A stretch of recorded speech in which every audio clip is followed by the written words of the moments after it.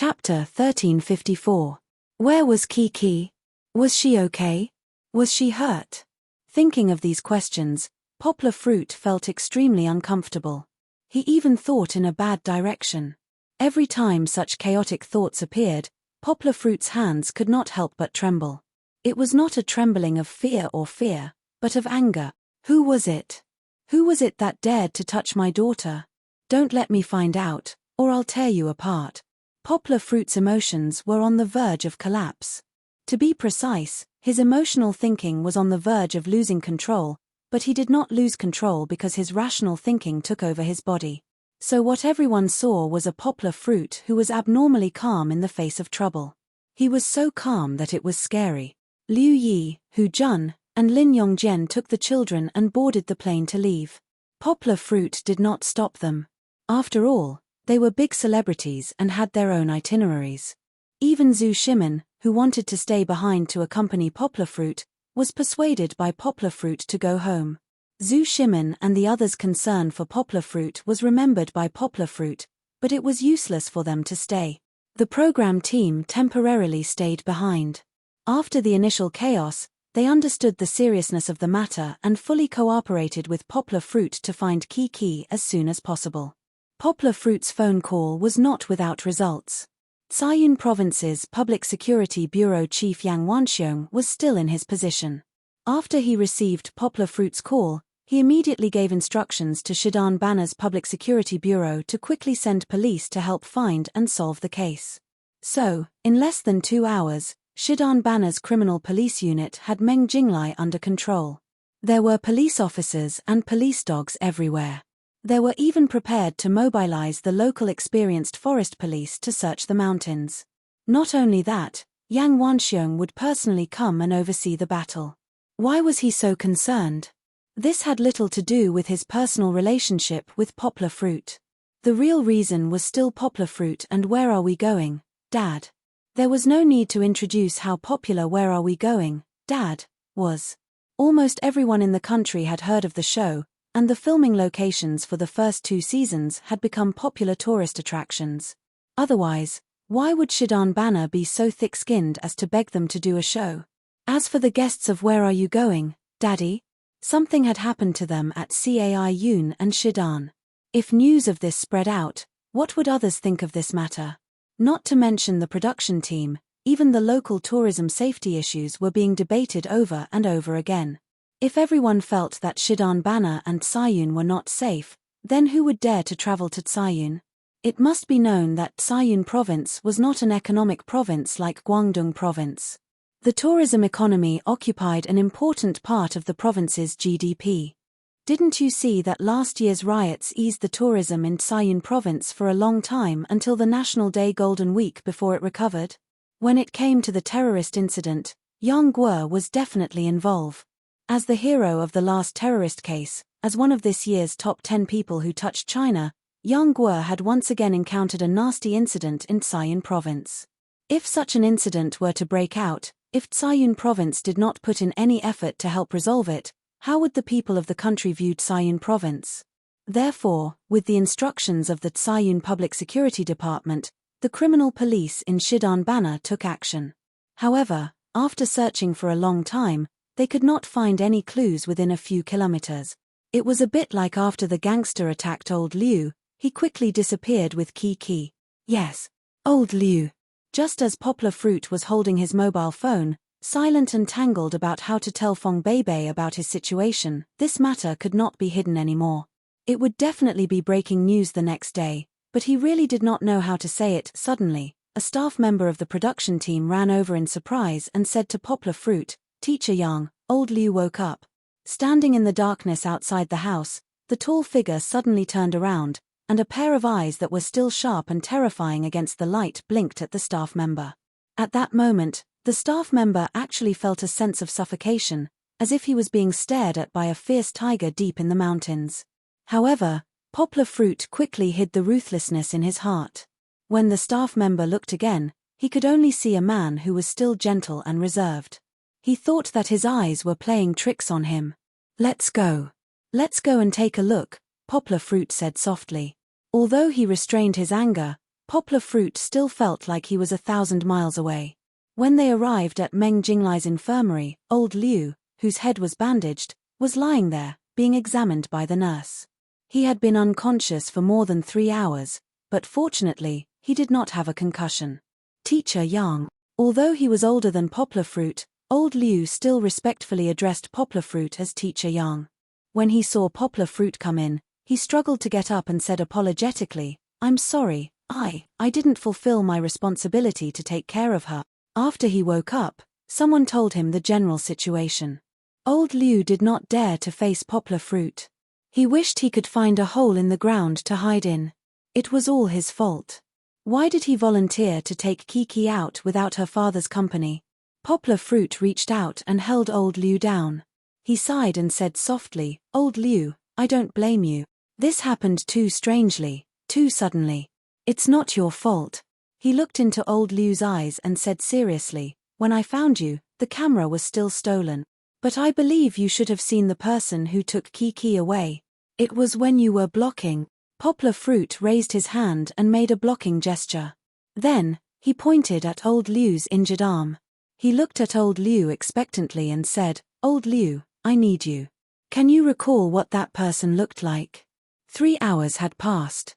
Although the Shidan Banner police were searching, they did not find any clues. Perhaps there was still a chance if they continued to search, but Poplar Fruit felt that the longer they delayed, the more difficult it was to predict Kiki's safety. His daughter had not eaten dinner yet. Would she be hungry now? She just took a shower and did not wear a coat. Would she catch a cold at night?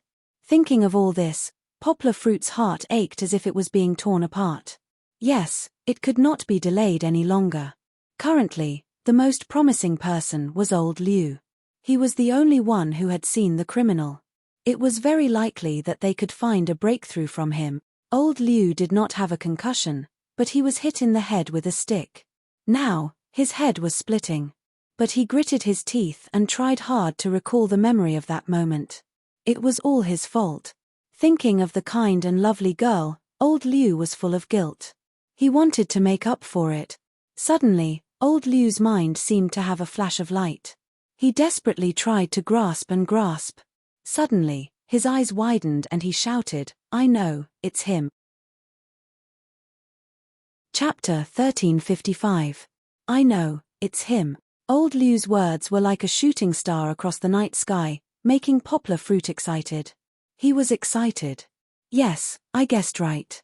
Old Liu must have seen the guy's face. It was as if he had grabbed onto a life-saving straw. He was so excited that he wanted to walk forward, but the captain of the Zidanbana Public Security Bureau was even more excited than him. He suddenly jumped out and asked, "Mr. Liu, do you know the criminal who committed the crime? Is he a staff member of the program?" "No, he's not from our program." Old Liu waved his hand, but looked at Poplar Fruit and said, "Mr. Yang, do you remember the person we met in the mountains yesterday?" "The person we met in the mountains?" Old Liu's description was not very clear, but Poplar Fruit's pupils shrank slightly. He asked sternly, "The person who suddenly appeared in front of us and asked for directions? Did he kidnap Kiki?" Old Liu said seriously, "Yes. It's most likely him.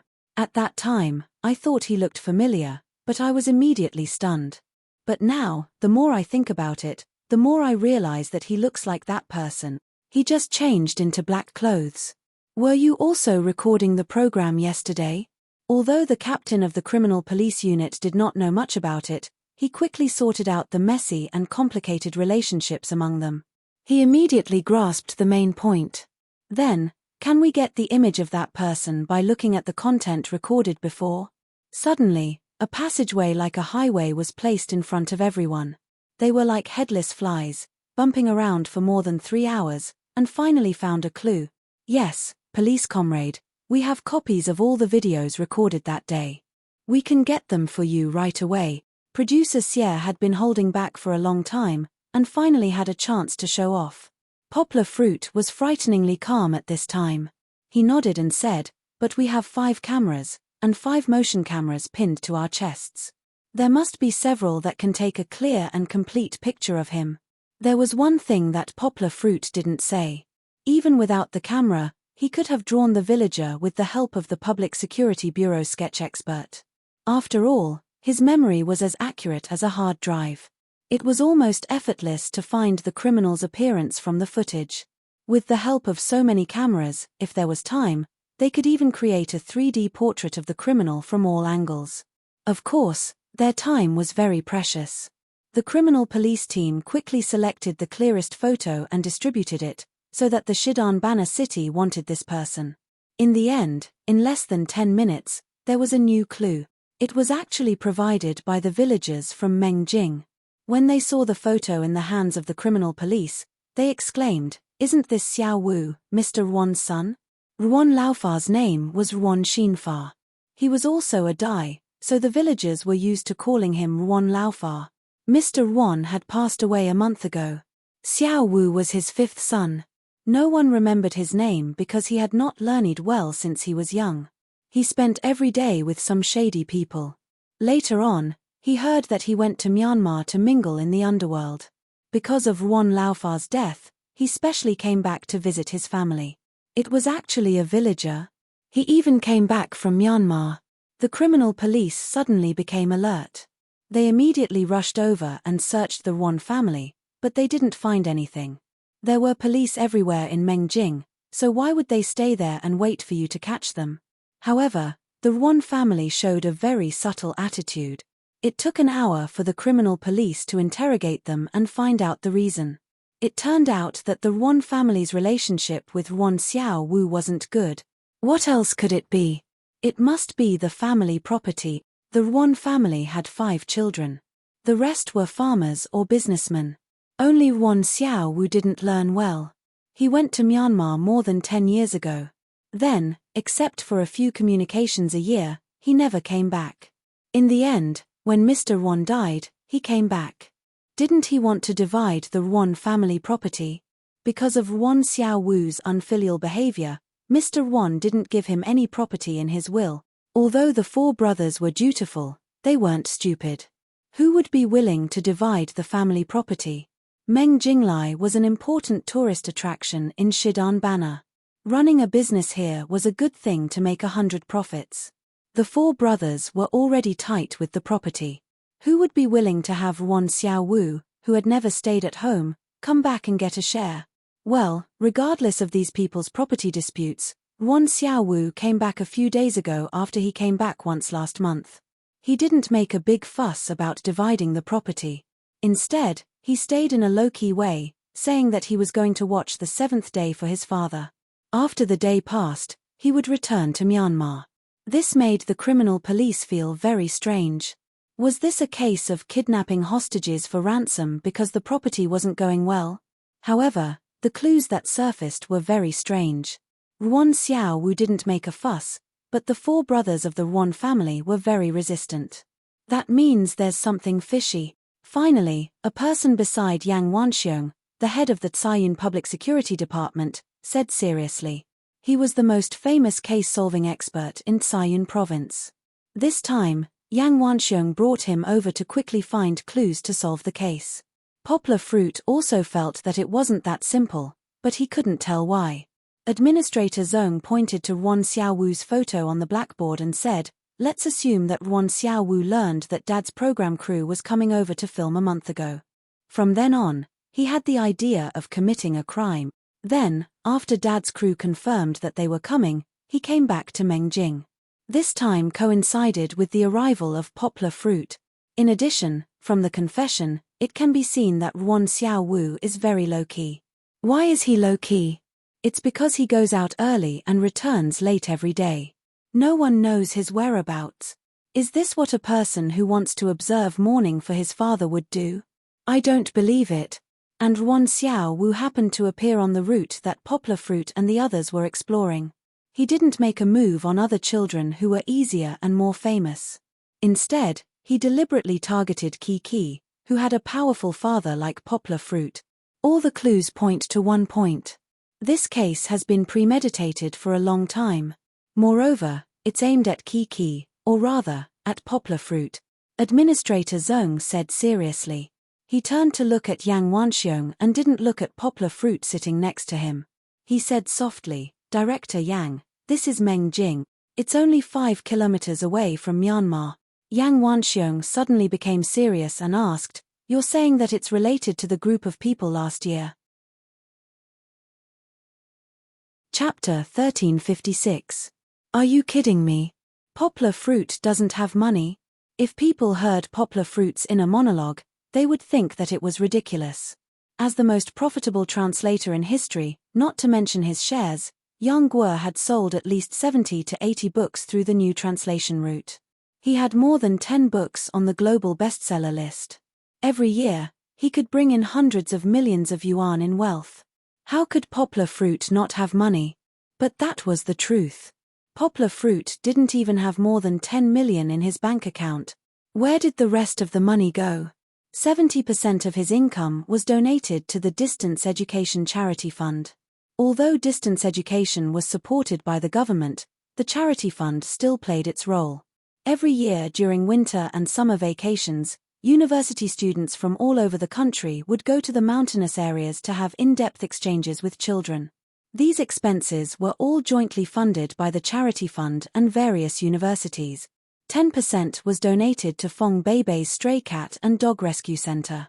Even though the Stray Cat and Dog Rescue Center was supported by the pet hospital, the expenses were still not small. After all, other than the stray cat and dog food, there was also the maintenance of the website, travel subsidies for volunteers, and interviews with adoptive families. These were all reasons why the rescue center could not make ends meet. Even though Phong Beibei didn't expand the rescue center outside of Yangcheng, due to her and many other outstanding volunteers' hard work, the rescue center formed a very strict and scientific rescue, promotion, and adoption system. This was well known throughout the country. Many similar organizations in Beijing and Shanghai would visit the rescue center to learn from them. As for the rest of the money, Yang Guo had secretly donated a lot of money. For example, she had donated a lot of money to help the poor families who were killed in the Kunming incident last year. For example, she had donated a lot of money to help the firefighters who were killed in the Jincheng port explosion this year. Therefore, the remaining money for Poplar fruit was not much. It was less than 10%. Of course, compared to ordinary people, 10% was an indescribable amount of wealth. You could buy a mansion in Yangcheng. But even though Poplar fruit had done so many good deeds, when it was his turn to need money, even 100 million was not enough. This feeling was not despair, but a deep sense of helplessness and frustration. Needless to say, the robbers who kidnapped Kiki must have thought that he was rich after seeing how much money Poplar fruit had donated. That was why they had opened their mouths. No matter what, Poplar fruit first asked Yang Wanxiong to help find a local bank to raise 2 million in cash. Normally, 2 million in cash would require 2 suitcases and a duffel bag. If Poplar fruit went alone, he would be able to carry it all by himself. Next, Poplar fruit had to figure out how to borrow the remaining 100 million. Yes, Poplar fruit wanted to borrow 100 million from someone, but the first person he thought of was Zheng Yujie. Hehe, that was a bit ironic, wasn't it? Poplar fruit kept Zheng Yujie's feelings deep in his heart every time. Every time, he made a cruel decision for her. Even after Zheng Yujie turned 20, every time she cried, it was because of him. But how did Zheng Yujie feel about him? She supported him unswervingly. When he was raising Kiki, Zheng Yujie brought him onto the path of literary translation. When he was a nobody, Zheng Yujie created opportunities for him to become famous all over the world. When he met Artil and Mo Yang, he was with Zheng Yujie. Even when she and Poplar fruit started a company, she didn't hesitate to share the biggest cake with him. But now, Poplar fruit drove her away in anger, and they even fell into a cold war. Zheng Yujie came to Shidan Banner because of him. His first thought was to borrow money from Zheng Yujie. However, Poplar fruit didn't seem to have any other choice except Zheng Yujie. He had a good relationship with Artil and Yarrow Dehua, but they weren't close enough to lend him 100 million. Not to mention Xiao Bei and Alan from the United States. Even if they were willing, they couldn't lend him 100 million in liquid funds in a short time. It was too difficult to do so in one day. The only possibility was through Zheng Yujie. Don't get me wrong. Zheng Yujie didn't have so much liquid funds. She had invested all her funds in the new translation business. But her aunt was rich. Poplar Fruit frowned, but he smiled bitterly in his heart. I'm going to owe her a favor again. Yes, when his daughter was in trouble, Poplar Fruit would still speak up, no matter how difficult it was to do so. As for Zheng Yujie, Poplar Fruit believed that if he spoke up, Zheng Yujie would help him without hesitation. This was the tacit understanding formed between the two after 4 years of cooperation. They were more than friends, but not yet lovers. It was so strange. In Shidan Banner, they were still trying their best to track down the whereabouts of the bandits. The previous video investigation had found the small pickup truck that the bandits had escaped from Meng Jinglai, but after that, there was no trace of them. Administrator Zhong speculated that it was very likely that the bandits had escaped into the forest overnight. However, Shidan Banner was so big. The forest covered an area of nearly 20 million mu. It was not something that could be found by using human wave tactics. Yang Wanxiong looked at Poplar Fruit from time to time. When they worked together on the terrorism case last year, Poplar Fruit had left a deep impression on him, but it was far less shocking than today's. At first, when he saw Poplar Fruit, he thought that Poplar Fruit didn't have a deep relationship with his daughter. Otherwise, why would he be so expressionless? But when Poplar Fruit saw the scene of tears in the video, it overturned his impression. It was not that Poplar Fruit didn't have deep feelings for his daughter, but that they were too deep. But Poplar Fruit controlled himself like a robot. He was terrifyingly calm. Yang Wanxiong even inadvertently noticed that Poplar Fruit couldn't help but emit a cold aura. If he was a veteran, he would know that it wasn't a cold aura that came from anger, but a murderous aura that came from anger. In this world, only vicious people and veterans who coldly reaped the lives of many enemies would have such a cold aura. But no matter what, Poplar Fruit's cold and unapproachable attitude made even Yang Wanxiong dare not disturb him. When he was at his wit's end, Zheng Yujie and Feng Beibei finally arrive. You didn't see wrong, Zheng Yujie and Feng Beibei did arrive at the same time. He Wanzhua, Yang Zhengdong, and of course, Meng Sanhua, who were in their military uniforms, followed behind them. Bro, you didn't ask me for help when such a big thing happened. You really don't respect me as your brother. He Wanzhua patted Poplar Fruit's shoulder and said reproachfully. He didn't laugh, but only comforted him. Don't be afraid, your brothers are here to help you. What was going on? Looking at Feng Beibei who threw herself into his arms, and Zheng Yujie who stood there with reddened eyes, Poplar Fruit was confused. Chapter 1357. The video of Chichi being kidnapped went viral on the internet. Although it was quickly deleted by the internet police, this matter was completely blown out of proportion. The internet was in an uproar, and the safety of the little girl affected the hearts of many people. Of course, most people could only silently light candles and repost it. Other than showing their kindness and care, it was of no use to the investigation of the case. However, there were always some media outlets that were very annoying. They kept harassing the people around Poplar Fruit, and even the other 4 guests who had already returned home. Other than constantly criticizing the program Where Are You, Dad, and using some of the past experiences of kidnapping and killing to gain attention, they did not seem to have any good intentions. Instead, they seemed to be gloating more. Of course, what the outside world was like had nothing to do with Poplar Fruit. At this time, he was not in the mood to care about social media. His phone was also with the police technicians. If the criminals called in, he might be able to seize the opportunity to locate them. While he Wanzhua was carefully watching the video of the criminals, Poplar Fruit came in front of Feng Beibei and Zheng Yujie. Although there were still sparkling tears on Feng Beibei's eyelashes, she also straightened her chest and pretended to be brave, striving not to be a burden to Poplar Fruit. Zheng Yujie also pursed her lips, unwilling to look at Poplar Fruit. It was not that she did not dare, nor was it because the two of them had been estranged from the Cold War for nearly a month.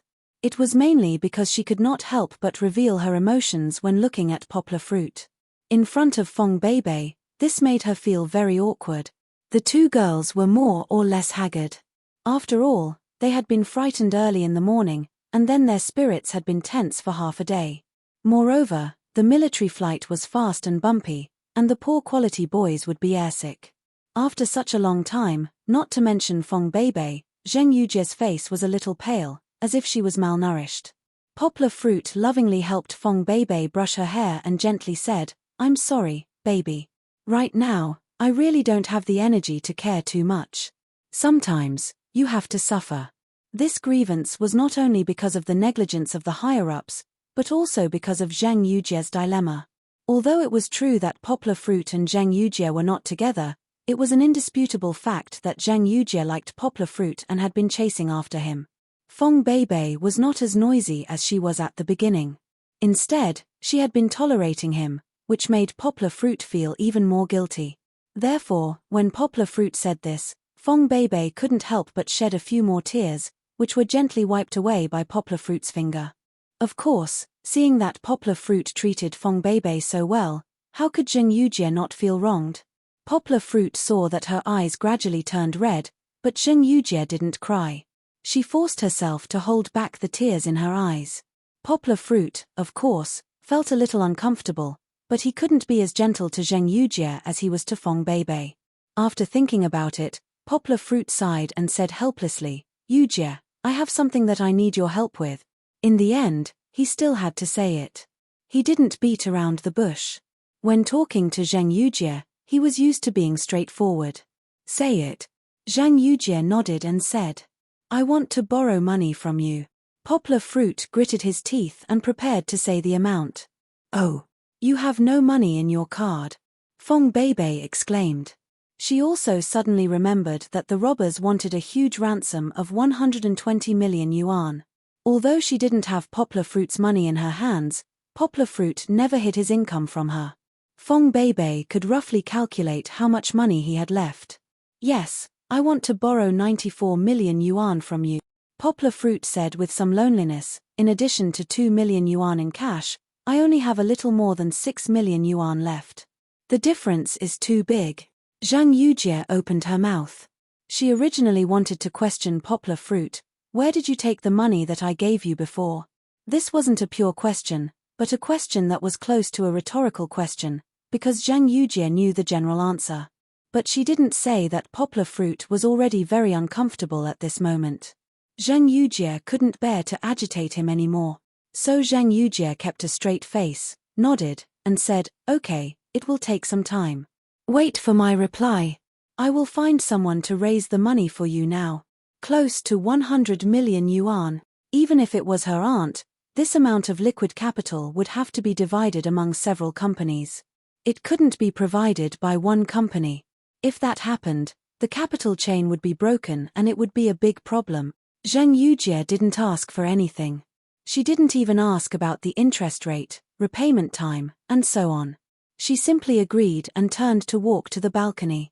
Poplar Fruit looked at Zheng Yujie's elegant and neat back. He couldn't help but be a little stunned. Of course, not long after, he withdrew his gaze and looked at Feng Beibei beside him. Feng Beibei was also a little nervous. She even looked at him with some sadness. Poplar Fruit actually understood Feng Beibei's thoughts. She suddenly felt that the gap between her and Zheng Yujie was very big. It was just like when she quarreled with Zheng Yujie. Zheng Yujie's question lingered in her ears, "What's the use of you?" When Poplar Fruit was at his most helpless, her usefulness was almost zero. On the other hand, Zheng Yujie could find a private jet and help raise such a huge amount of ransom for Poplar Fruit. Suddenly, Feng Beibei's heart sank and felt sad.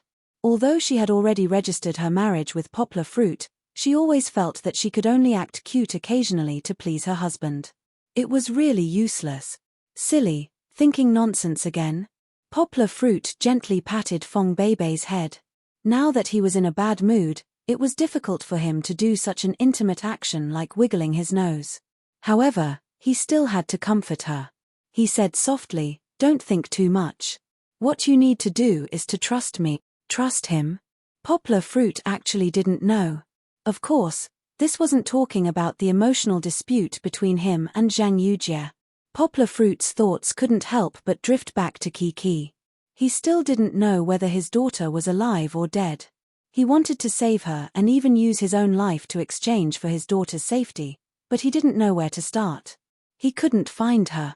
Because of his daughter, Poplar Fruit really didn't have much energy to care about Fong Beibei's feelings.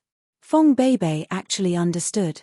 She also suppressed the sour worry in her heart and gently pushed Poplar Fruit. She wiped away her tears and said, "Don't worry about me. Go do your work. If there's any good news, let me know." Poplar Fruit looked at Fong Beibei, who was sitting quietly on the sofa next to him. She waved her hand to indicate that she was fine. He Wonjua nodded and went back to the conference room where He Wonjua had watched the video. "Brother, is there any good news?" Poplar Fruit asked softly. Because of Fong Beibei's arrival, although Poplar Fruit was still terrifyingly calm, the coldness that kept people 1,000 miles away had lessened a lot. "Yes." He Wonjua raised his head and looked at Poplar Fruit with a serious expression. He said, "I just watched the video and compared it with a piece of information I received before. I don't think it's that simple." Chapter 1358. Things weren't that simple. What exactly was going on? Poplar Fruit sat down next to He Wonjua and listened carefully to his analysis. The people from Tsayun province weren't here. Although Administrator Zong was an old criminal police officer, he still had a little pride. He didn't think that a few soldiers who only knew how to use machine guns and cannons would be able to analyze anything. "Just now, Poplar Fruit, did you say that this person's accent was Shishan?" He Wonjua pointed to the masked bandit on the screen and asked. "The accent is very light. Maybe he's been outside for a long time, but it's hard to change the accent." "I still heard it." Poplar Fruit nodded. Looking at his pitiful daughter in the video, he couldn't help but feel sad. However, he still didn't change his expression, as if he was watching a movie that had nothing to do with him. "The bank robbery case 4 years ago, do you still remember that I told you that the interrogation results later found that they weren't ordinary bank robbers, but drug dealers from the north?" He Wonjua said. Why did he suddenly mention them? No matter how calm Poplar Fruit was, he couldn't help but breathe faster. He looked sternly at the robber in the video and asked doubtfully, "Big brother, do you mean that the people who kidnapped Kiki are the same group of people?" "I'm not completely sure. And even if they are, it's not the same group of people." He Wonjua analyzed. "There are 3 reasons why I think it might be them. First, the place where they sold drugs was in Shishan. The Shishan police arrested all of them. Only the 4 suspects escaped by train," He Wonjua said. In this way, the Shishan accent was very suspicious. Didn't Liu Depao also have a Shishan accent? If the only suspect who escaped from the bank robbery case was also from Shishan, then it was very likely that he came back to seek revenge. However, this reason was too far-fetched. He Wonjua continued to analyze. "Second, didn't I tell you that one of them escaped? We've been tracking them for a long time, but we haven't found out where they escaped to. But it's very likely that we've made a mistake." He Wonjua said seriously, "We thought their boss was from Thailand, so he should have escaped to Thailand. But what if he didn't go to Thailand? Back then, the kidnappers had told him that they were in Thailand, but the dinghy had never returned. It was very likely that the escaped suspect had killed them. Then, He Wonjua's deduction was very likely to be true. Don't be fooled by the fact that these people are involved in kidnapping and extortion now. Yang Wanxiong just said that they relied on the support of the warlords and started their business through drug trafficking. It was only after Peng Jiasheng came back a few years ago and emphasized the prohibition of drugs again to win the hearts of the people that they turned to kidnapping and extortion." He Wonjua went straight to the point, "And the person who escaped back then, wasn't he a big drug lord?" Poplar Fruit frowned. It seemed that a lot of clues pointed to He Wonjua's speculation. But, in this case, what was originally a simple kidnapping, coupled with this unknown hatred, became very complicated. If it wasn't a kidnapping, but a follow-up revenge of the bank robbery 4 years ago, Poplar Fruit felt that even if he paid the ransom, Kiki's life wouldn't be guaranteed. He Wonjua wasn't done yet. He pulled up a screenshot of the surveillance video on the computer and pointed to the person in the video. He said, "This is the suspect who escaped back then. He's very anti-reconnaissance, so you can't see his face from the surveillance video. But, you can compare his size. Isn't he similar to this masked man? The body shape could change, but the size wouldn't, unless it shrank with age. But, it wouldn't change much in 4 years. Although the angle was biased, Poplar Fruit could see that the height of the two people should be about the same. Poplar Fruit rubbed his eyebrows tiredly. He didn't sleep yesterday, so it didn't affect him too much. But, worrying about Kiki and constantly analyzing all kinds of information consumed too much of Poplar Fruit's energy. Even with the Negong slowly nourishing his body, Poplar Fruit's energy was somewhat difficult to sustain. However, even if Poplar Fruit and the others were here to guess blindly, they couldn't do anything to the criminals. Because, until now, Poplar Fruit and the others still couldn't figure out their whereabouts. However, there was a new direction to solve the case. This might allow Administrator Zhong and other experienced criminal police to find some clues. So, when Poplar Fruit and He Wonjua repeated the analysis to the police in Sayun, Administrator Zhong rushed out again. Yang Wanxiong frowned. Although he was the director, he used to be a criminal investigator. So, when he encountered a big case, he was always interested in commanding. But this time, the police in Sayun lost face. A living person disappeared just like that. They used so many police and manpower, but they didn't save my daughter. Yang Wanxiong was stressed. It wasn't just the pressure of public opinion, but also because of the huge social impact caused by this incident. The higher-ups also ordered him to quickly solve the case and ensure the safety of the hostage. If it's still within Sayun, then it's fine. If it's really outside the country, we can only watch. Yang Wanxiong said gloomily. The police couldn't go, and the soldiers of the army couldn't go in large numbers. That was equivalent to a declaration of war between countries. If it's outside the country, then let us do it. The weapons we brought this time are not standard, and there are few people, so the target is not big. Myanmar won't find out. Don't worry, Director Yang. He Wonjua said. He found that he really came to the right place. If necessary, I will apply to the higher-ups, and also transfer a few people from our special forces to help. Yang Wanxiong said. If they went to Myanmar, it wouldn't necessarily be a matter of a dozen people. Maybe, they would have to face the size of a small army. No matter what, when the time comes, please be sure to protect Kiki's safety, Poplar Fruit said, and pulled out the 2 Miaodao from the backpack. His expression was as calm as ice. While wiping the blades, he said softly, "You don't have to worry about me. All the tactical arrangements are to rescue the hostage. I'm counting on everyone." Looking at Poplar Fruit bowing and the cold light of the 2 Miaodao, Yang Wanxiong's eyelids trembled. He knew that the person in front of him was not an easy person to deal with. Zhang Yujie walked back with a tired face and said to Poplar Fruit, "You don't have to worry about the money. Give me those 10 accounts. I'll get someone to prepare them first." "Thank you, Yujie." Poplar Fruit bowed again. This attitude made Zhang Yujie frown. She felt uncomfortable, as if the Poplar Fruit in front of her had changed into a different person. She paused and turned to find Fong Beibei. Fong Beibei and Poplar Fruit had lived together for so long. She was probably the only one who could make Poplar Fruit normal. "I'm fine." Poplar Fruit shook his head.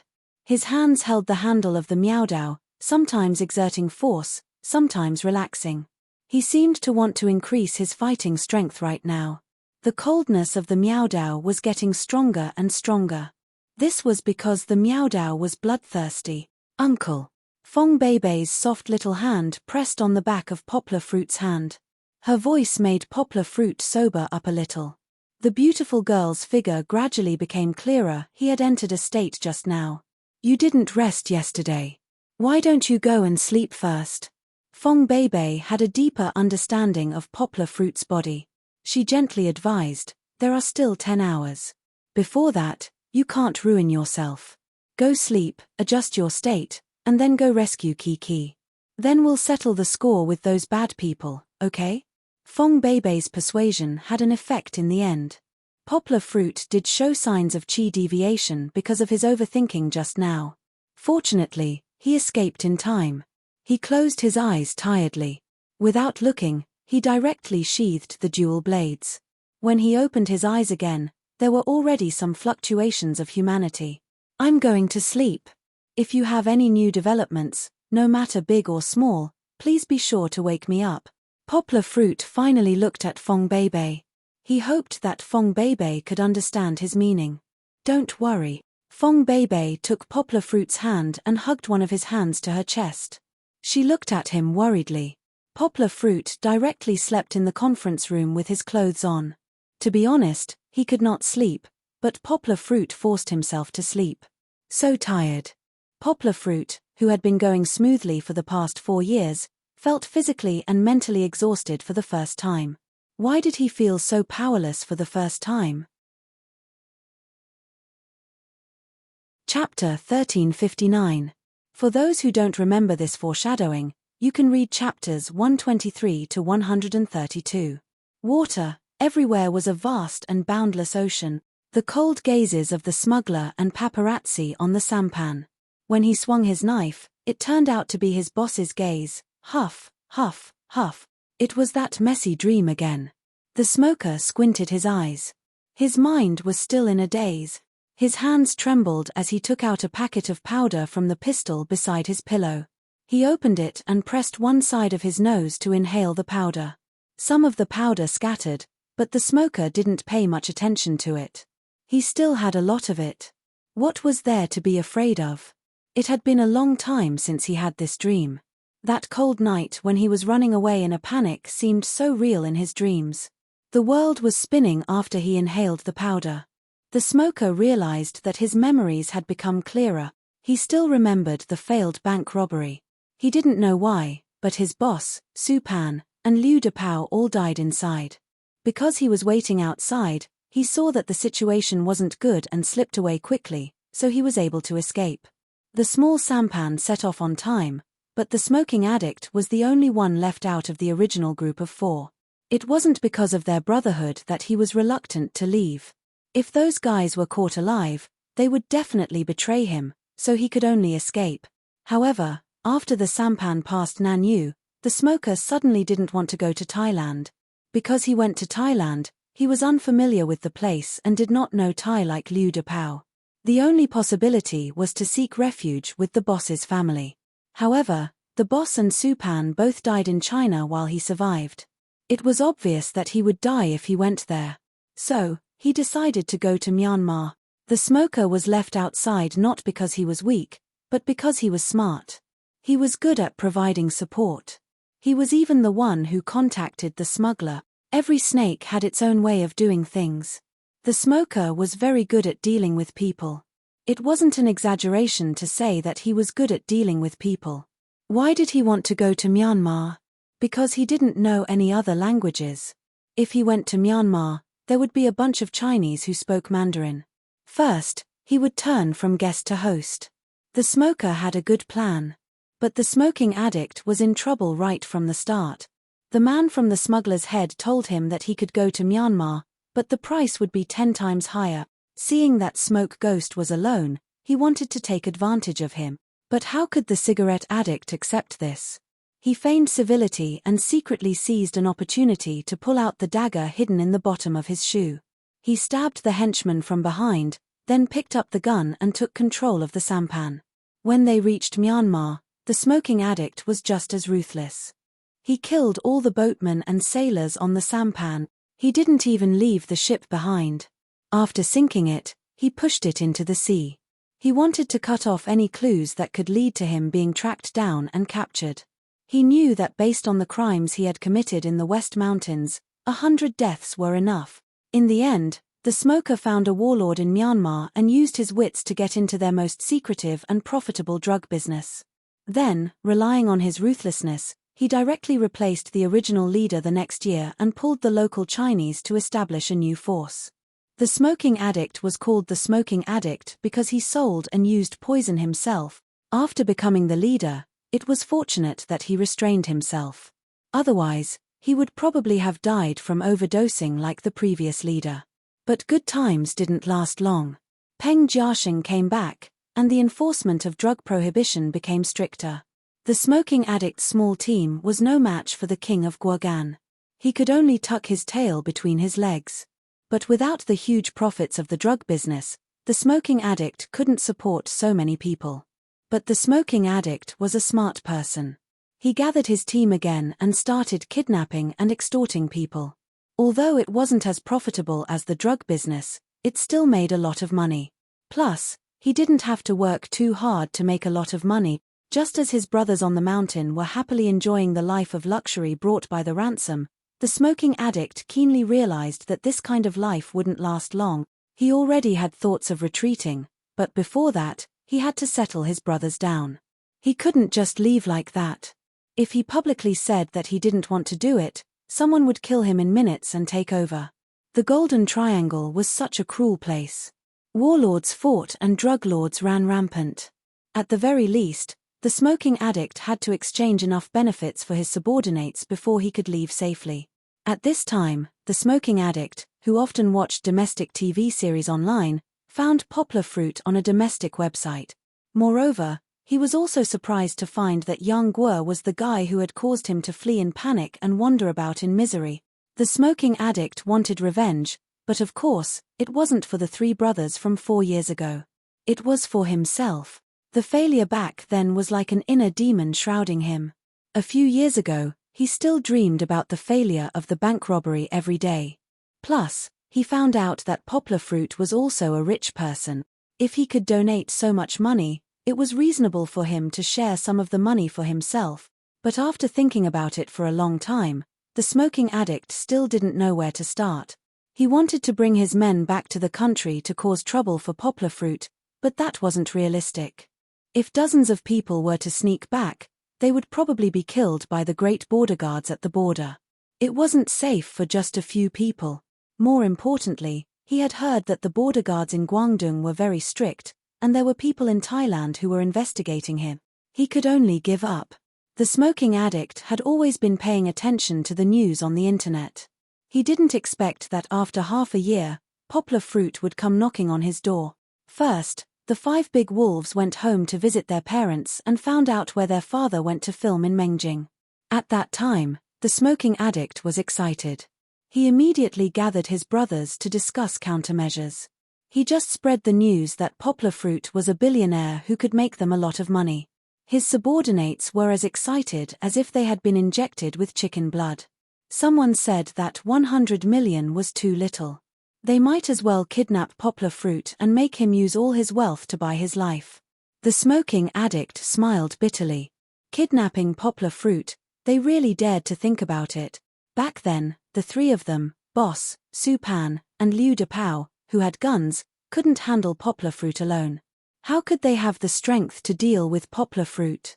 The most important thing was that they couldn't bring all their brothers in arms to cross the border to commit the crime. Intimidated by poplar fruit's strength, the smoking addict came up with a new strategy, which was to kidnap his daughter. Therefore, a carefully prepared kidnapping plan was brought out. They followed, caught, kidnapped, escaped, blackmailed, ransomed, and so on. They had a chance to do it on the first day, but there were too many people walking around at that time, and the 5 big wolves weren't 100% sure. The next day, in the mountains, the 5 big wolves couldn't get close to the camp. Kiki wasn't alone, and there were armed forest policemen in the team to ensure the safety of the guests.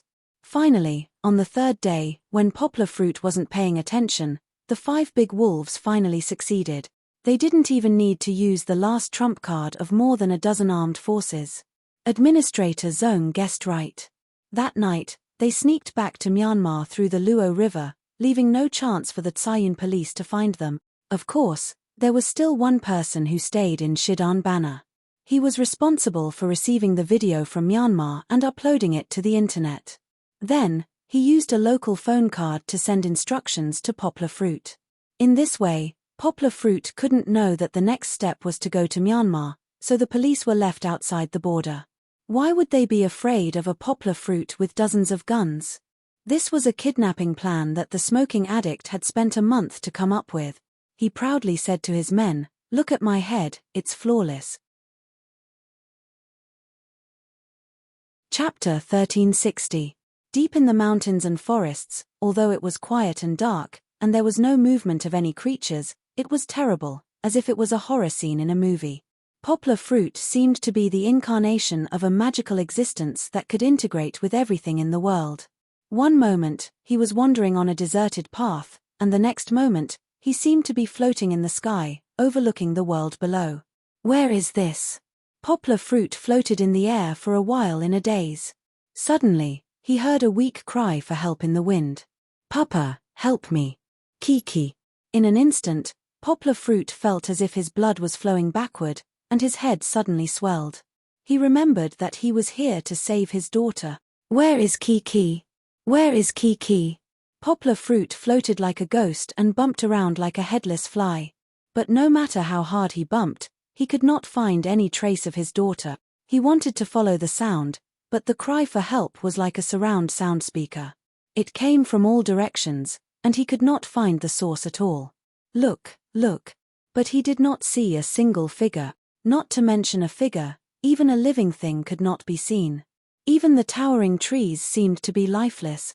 Poplar fruit found that he was getting tired quickly. Gradually, the more he floated, the more tired he became. But he was still looking. Even if he was tired to death, he would find his daughter who was crying and calling for her father. Finally, he saw a shabby factory hidden in the vast mountains. He did not know what it was manufacturing, but it was enough to make Poplar fruit happy. After searching for a long time, he found a place where there might be people. Maybe his daughter was inside. Poplar fruit's mental state was a little strange at the moment. It was as if he had gone crazy. He did not care whether there were enemies inside or not, and rushed in recklessly. Kiki. Kiki. Suddenly, Poplar fruit saw a window. Through the window, he could see his daughter tied to a chair miserably, just like what he saw in the video. But she was even more haggard. She hadn't rested well and hadn't eaten well. Her little face was almost as thin as an oval face. Before she was tied up, her hair, which had been washed clean, was now dirty. Her arms and ankles were a little red and swollen because of the hemp rope. Seeing this, Poplar fruit was so distressed that tears almost flowed out of his eyes. But strangely, Poplar fruit could not cry. Kiki was locked up alone. Strangely, there was not a single enemy guarding the entire factory. But Poplar fruit didn't care whether it was strange or not. He just wanted to untie the rope and save his daughter. However, his previously invincible and intangible body couldn't even pass through a small iron door. Poplar fruit angrily pounded on the iron door with his fist, but the iron door did not budge. Even the sound of knocking could not be heard. It was as silent as the surroundings. Of course, even if he didn't care whether his body could take it or not, he wouldn't feel any pain. What a strange feeling. But gradually, he became desperate. It was close at hand, but it seemed to be at the end of the world. Poplar fruit clung to the window, but he couldn't even break the thin window. He could only struggle to call his daughter, but he couldn't make any sound. He gradually went crazy. Papa, boo-hoo, is it Papa? Kiki seemed to feel something. The little girl raised her tear-stained face and looked at the window where Poplar fruit was struggling. But her eyes seemed to pass through Poplar fruit and didn't stop. It's Papa. It's Papa. Kiki, don't be afraid. Papa is coming to save you. Poplar fruit shouted in his heart. But he couldn't break through the thin wall. His heart was full of hope, but it gradually turned into despair. Suddenly, he heard a roar. Poplar fruit jumped to the window and looked in. He found that his daughter was gradually retreating with the chair, and gradually disappeared into the endless darkness. No. Poplar fruit suddenly shouted and struggled to get up from the bed. Fong Beibei, who heard the sound outside, quickly opened the door and walked in. She was also very tired. Sitting outside, she almost fell asleep. But she was worried about Poplar fruit's physical and mental state. She didn't dare to sleep. How is it? Fong Beibei was worried and gently patted Poplar fruit's back. His back was wet with cold sweat. She handed the hot water that she had poured before to Poplar fruit and said with heartache, "Don't ruin your body. Kiki is blessed by the heavens. She will be fine." Poplar fruit took a big gulp and handed the cup to Fong Beibei. He looked at her gratefully and said softly, "I know. I just dreamed of Kiki, so my reaction was a bit big." After drinking the cup of hot water, a warm feeling flowed from his stomach to his whole body. Poplar fruit could finally draw a clear line between illusion and reality. Fong Beibei put the cup aside, then opened her arms and hugged Poplar fruit's waist from the side. Poplar Fruit also opened his big hands and hugged Fong Beibei in his arms. He let her beautiful face gently stick to his chest. I know that you are very worried about Kiki. But no matter what decision you make, I will support you 100%, Fong Beibei said, and her voice was a bit choked.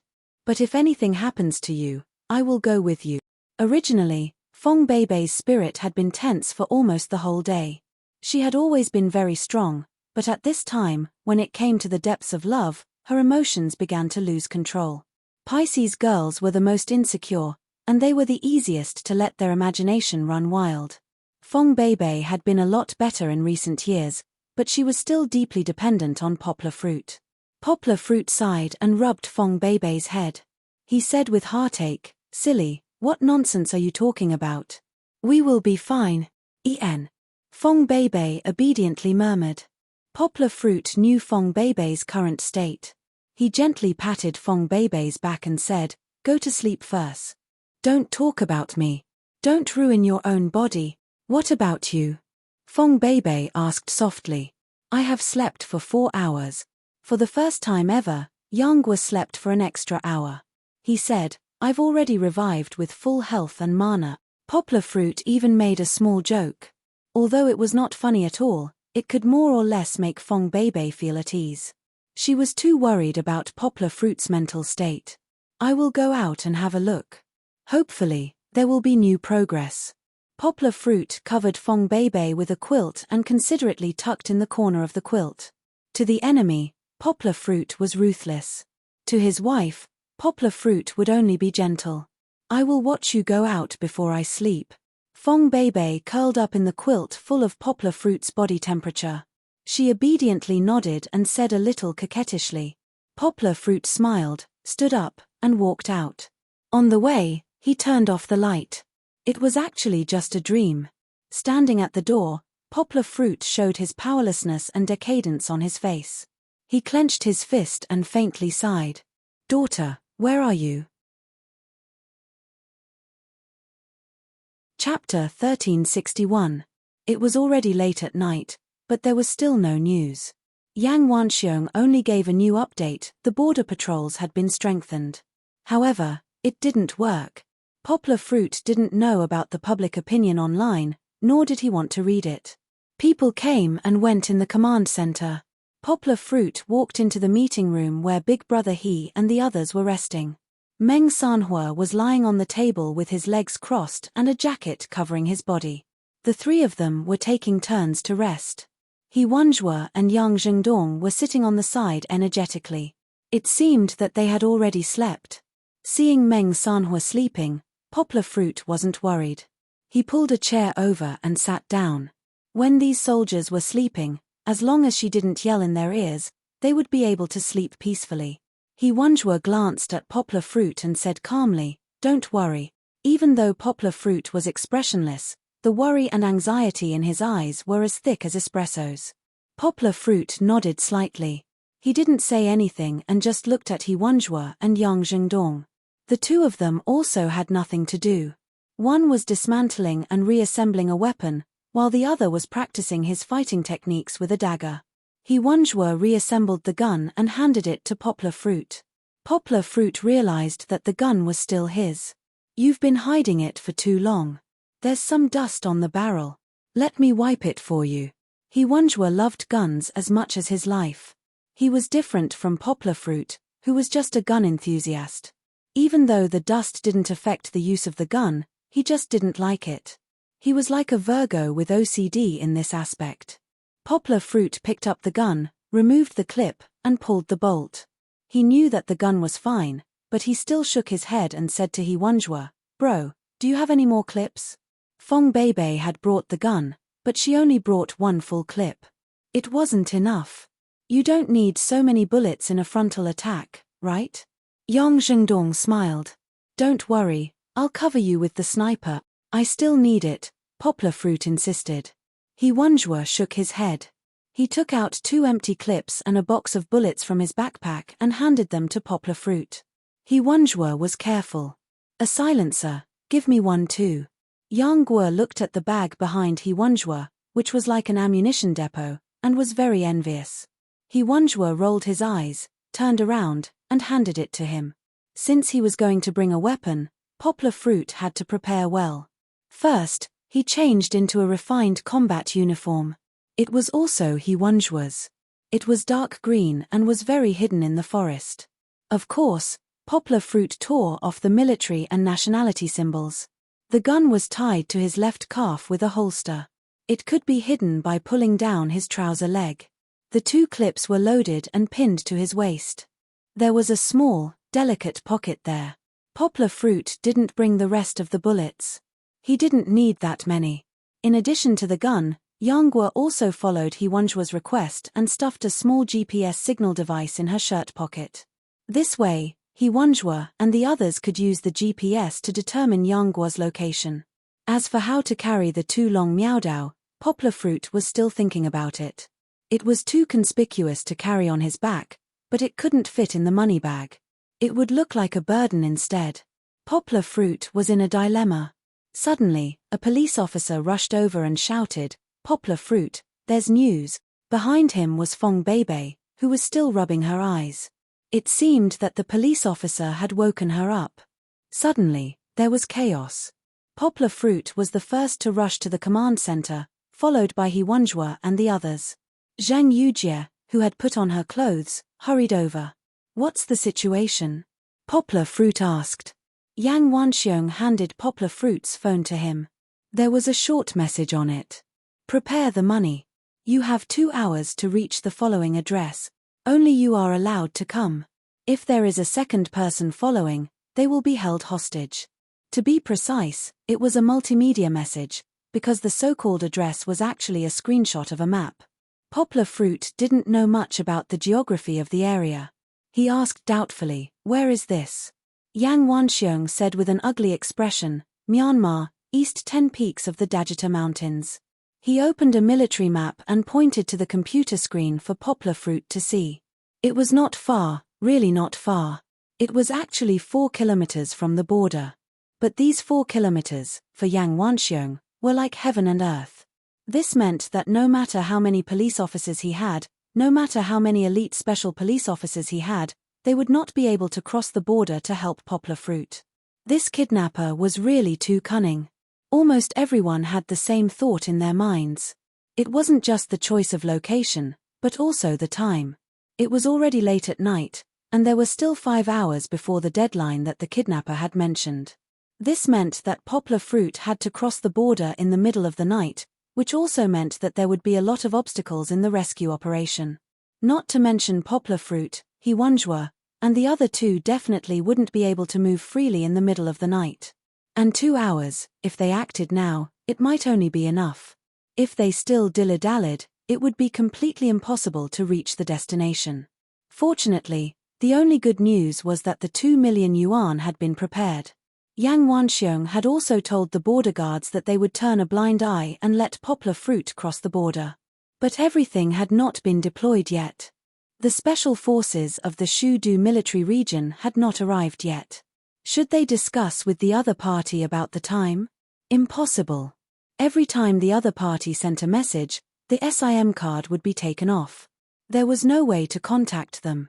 The other party was like Zhuge Liang, strategizing and controlling everything from the shadows. The police couldn't get any information at all. They could only be passive. What should they do? What should they do? Yang Wanxiong and Cai Yun were arguing with each other. But Poplar Fruit was very calm. On the contrary, he was a little happy, because he had enough of waiting without any news. The sooner the rescue operation started, the sooner Kiki could be rescued.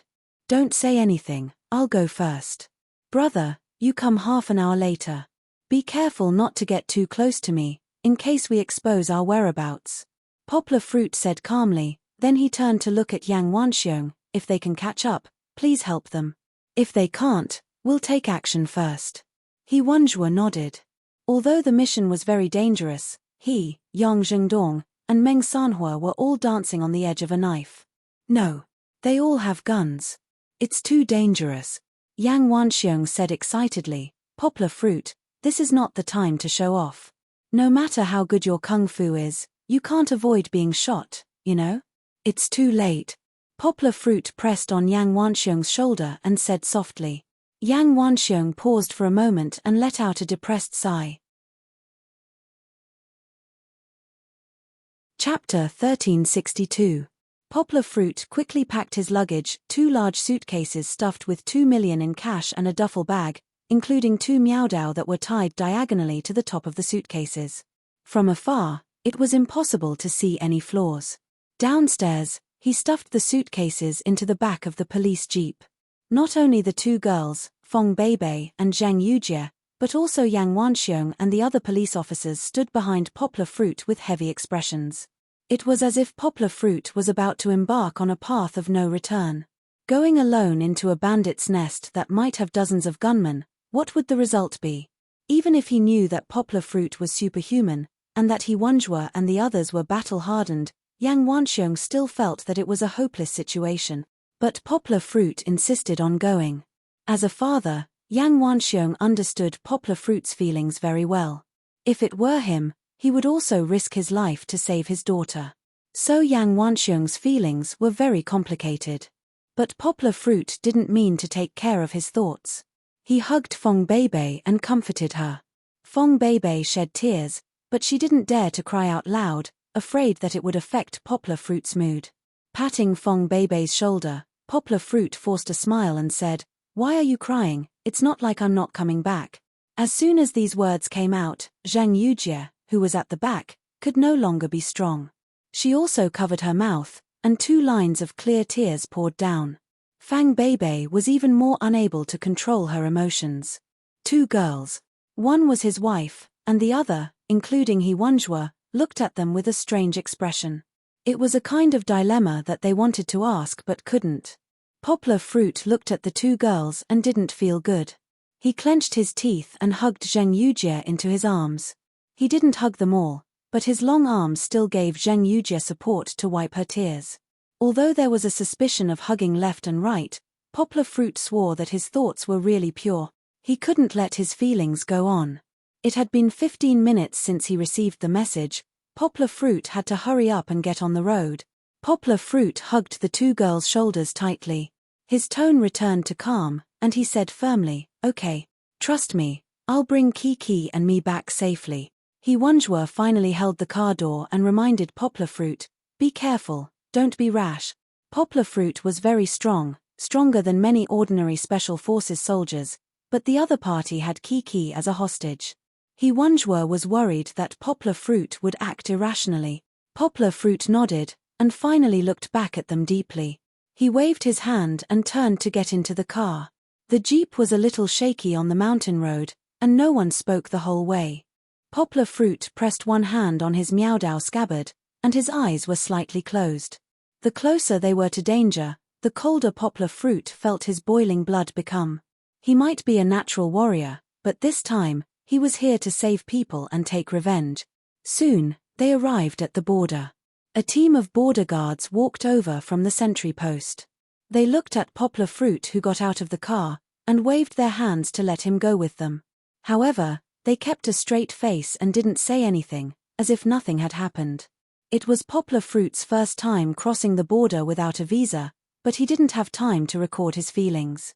He carried the backpack diagonally and dragged the 2 suitcases. He buried his head and walked into the vast world shrouded in darkness.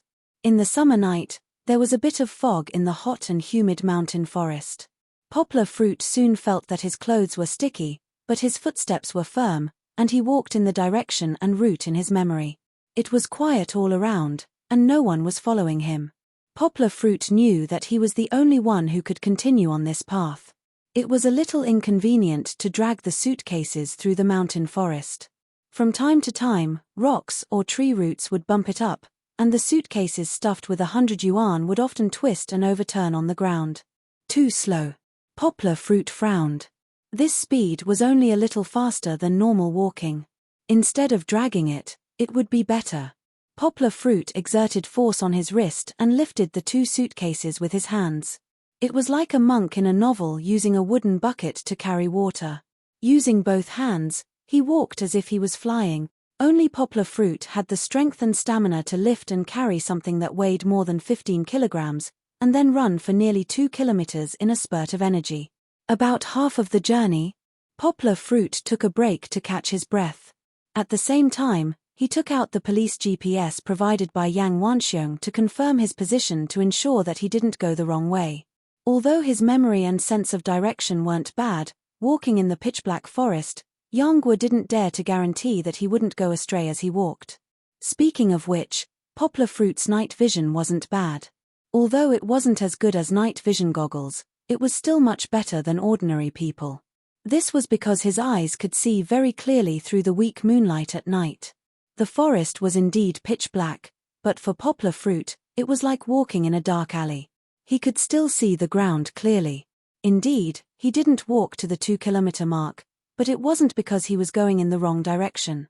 Poplar Fruit thought for a moment and suddenly realized the distance marked on the map was that long, but in reality, there was still a big deviation. Just like how you had to turn when there was a tree in front of you, Poplar Fruit would also try to walk around a small hill in front of him. So, after walking around and around, the distance increased by a lot. In this way, Poplar Fruit had to speed up. Otherwise, if he couldn't get to the designated place on time, Poplar Fruit couldn't imagine the consequences.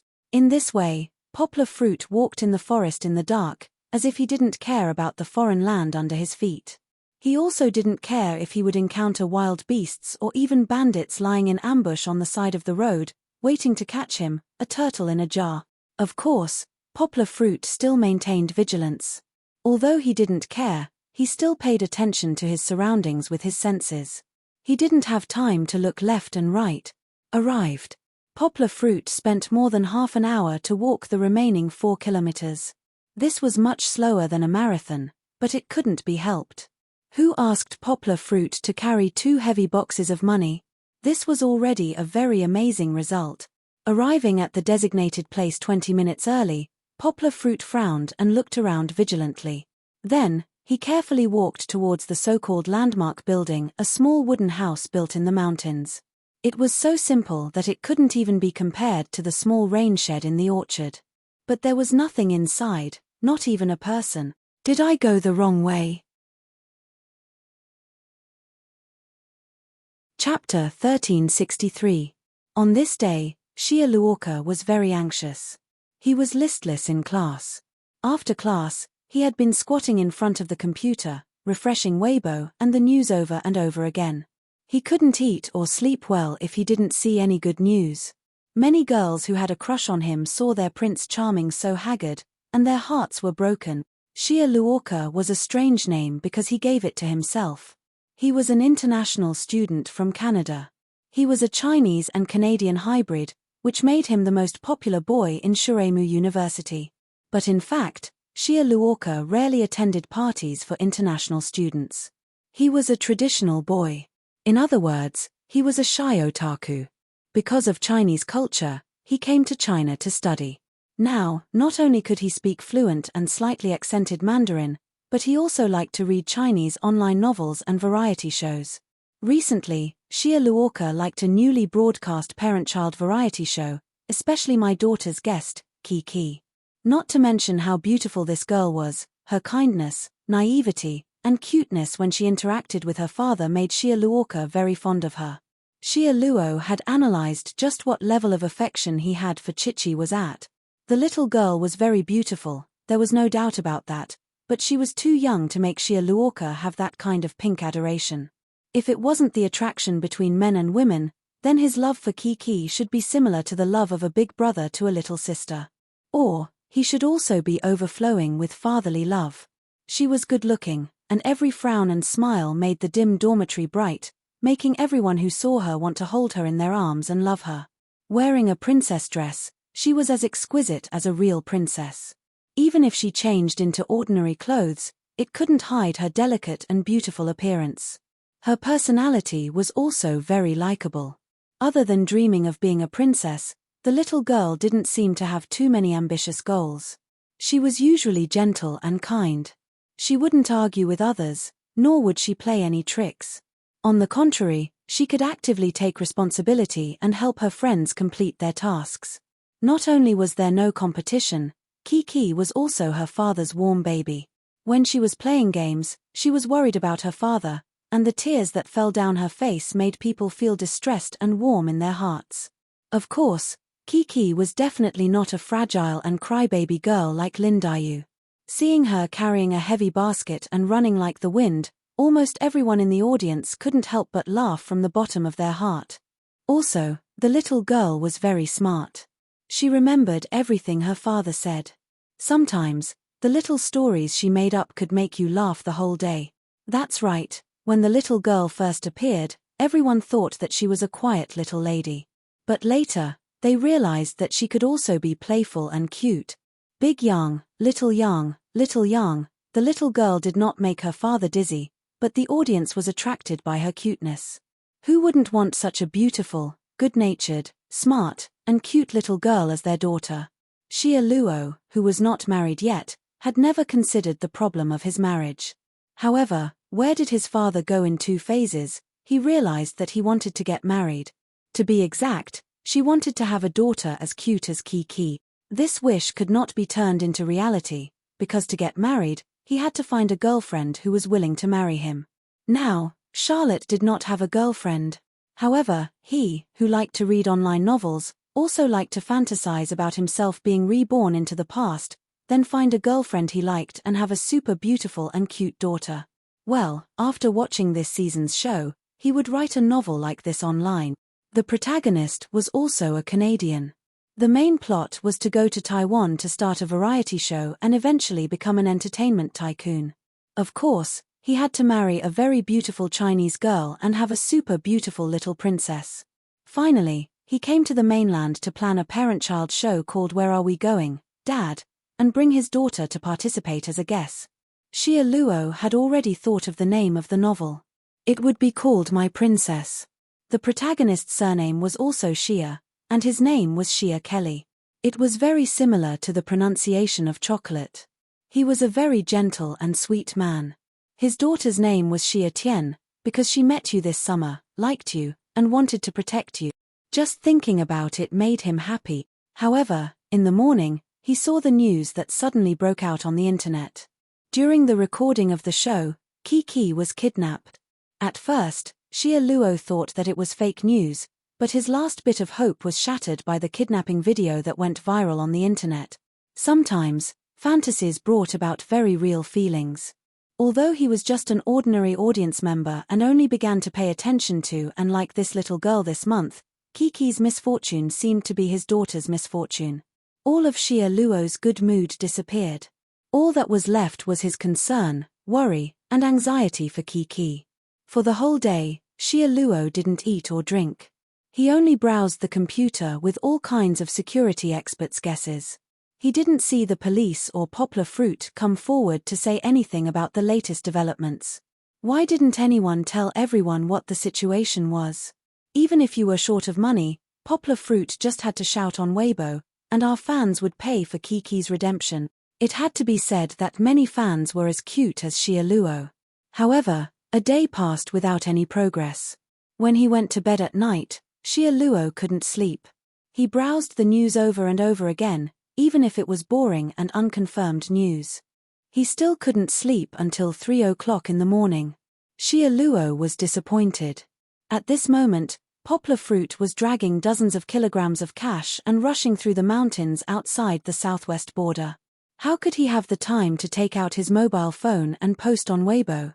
Even if it was the Public Security Department's news briefing on Sayun's side, they wouldn't reveal the slightest bit of secrets at this critical juncture of the case. What if the bandits were also watching? Of course, Xia Luo was quite extreme after all. Many people ate what they should and slept what they should. However, Kiki's uncertain life and death really affected the hearts of millions of fans. They also called out in their hearts, "Come back. Kiki, you must be strong and wait for the police uncle to bring you back." As if feeling the power of this belief, Poplar Fruit gritted his teeth and ran madly through the mountains and forests. He was already very tired. There was no other way. Carrying dozens of kilograms of things, he had already run more than 10 kilometers continuously. He ran from night to day, and gradually there was a green and white halo. The hateful bandits seemed to be playing with him. Every time he arrived at a location, there would be a new text message in less than 15 minutes, prompting him to run to the next location. The intention was obvious. They wanted to exhaust Poplar Fruit's physical strength. At the same time, they inadvertently disrupted the deployment between Poplar Fruit and Hiwanjua. Hiwanjua and the other two would always come up empty every time they didn't know where the final location was. This was very likely to be discovered by the other party. Poplar Fruit had already informed Big Brother he not to act rashly. He would wait until he confirmed the location before informing them of the operation. Chapter 1364. Nab was one of the confidants of the boss, the smoking addict. He was a Burmese, and he was the only one who was qualified to be a sub-boss in this team with more Chinese people. The reason was simple. He was saved by the smoking addict from the mine, and he even took a bullet for the smoking addict. He swore that he would only be the smoking addict's lackey and had no greater ambitions. It was because of his loyalty that the smoking addict sent him out. He ran around the few contact points to keep an eye on the rich guy called Fruit. The smoking addict told his subordinates that only Nab was trustworthy. The other people he sent out might kill Poplar Fruit and run away with the 2 million. Then, they could forget about getting the 100 million. Therefore, the naive Nab felt that he had a great responsibility, and he spent the entire night messing with Poplar Fruit. Of course, he was happy, because through his binoculars, he could see that the idiot egg in every contact point was being played by him. It was like a cat playing with a mouse. Of course, it was not that the other party did not react at all. At the first contact point, he hid on a small hill nearby and observed Poplar Fruit through his binoculars. He noticed that the person suddenly turned his head and looked in his direction. At that moment, he felt like a thief who was suddenly forced into a corner by the headlights of several police cars. He almost pissed his pants and wanted to run away, but fortunately, Poplar Fruit quickly turned his head. He breathed a sigh of relief. That's right. How could he be discovered so easily?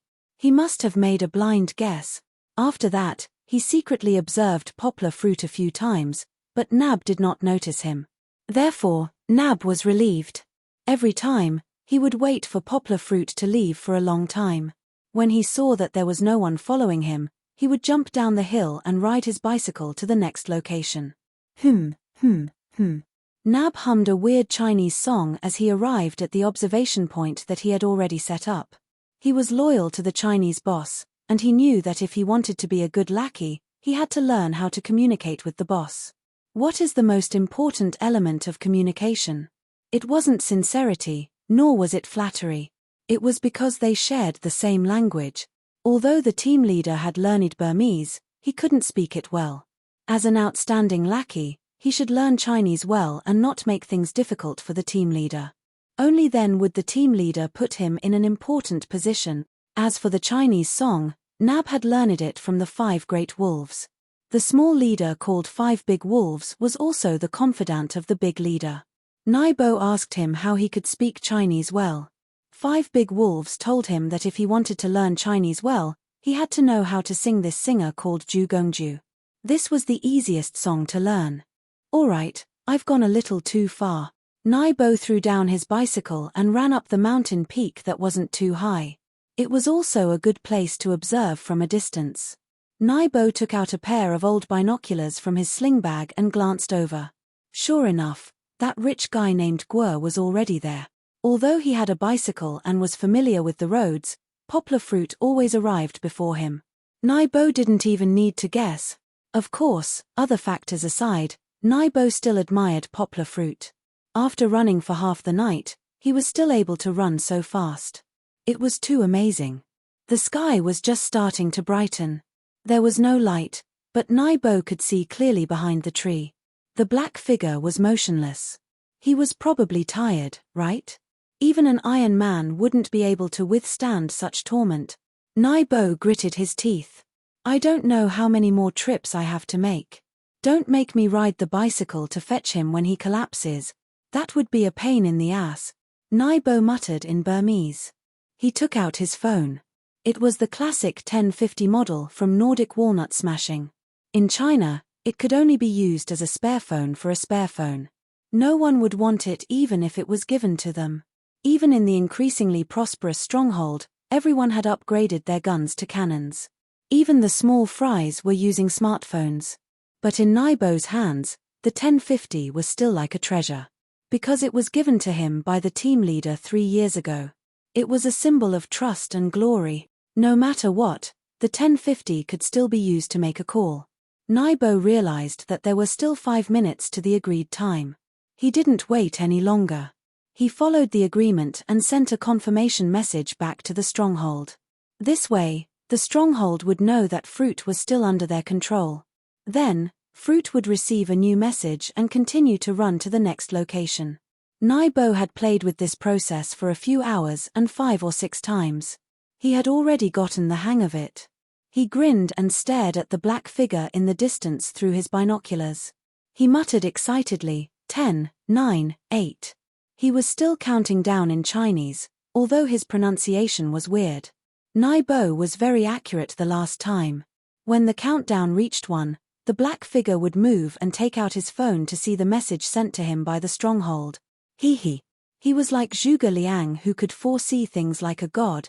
2, 1, hey. Naibo was depressed. Why wasn't the black figure moving this time? Could it be that the 5 great wolves were slacking off and teasing him? Are you waiting for this? Suddenly, a voice in Burmese came from behind. Scaring people would scare people to death. Naibo was shocked. At that moment, his hair stood on end and his scalp went numb. He subconsciously turned his head and saw a man standing behind him, looking at him coldly. However, his left hand was raised in front of him, and there was a bright phone in his hand. However, Naibo's attention was not on it at all. His pupils dilated instantly. He recognized the man who had appeared behind him without him knowing. It was actually Fruit. Wait a minute, wasn't he behind that tree? Could he teleport? Could he be a clone? How was that possible? How could he appear behind him without a sound? Was he a ghost? At that moment, thousands of thoughts flashed through Naibo's mind. It was impossible to sort them out. He could only twist them together. It was a mess. It was a mess. He could only cut the Gordian knot. Naibo subconsciously reached for the gun on his belt. As long as he had the gun, everything would be under his control. Naibo didn't even consider if he would shoot Fruit. However, the quick knife wasn't his. Naibo suddenly felt his vision blur. His vision was a little slippery, as if he was sitting on a skateboard. Then, he fell into endless darkness. Plop! A body fell heavily to the ground. The head and the body seemed to have separated. Scarlet blood immediately dyed the ground red. The sky was still green, and there wasn't a trace of sunlight. However, the dark green shrubs and weeds were already covered with blood-red dewdrops that wouldn't disappear even if the sun rose. This was just the beginning. Chapter 1365. Poplar Fruit didn't even look at Nab, who had fallen to the ground. His face was as calm as still water. He was so calm that he reminded people of those cold-blooded poisonous snakes. He lowered his head and glanced at the meowdow that he had pulled out at an unknown time and pointed diagonally at the ground. The surface of the meowdow was as bright as a mirror. Only the sharp edge of the blade was stained with a trace of barely visible blood. Poplar Fruit's blade was too fast. Even Nab, who was still showing off just a moment ago, couldn't clearly see what had separated his head from his body. After starting the massacre, Poplar Fruit didn't have any emotional fluctuations. He squatted down and picked up the Noji 1050 that couldn't be broken no matter how he dropped it.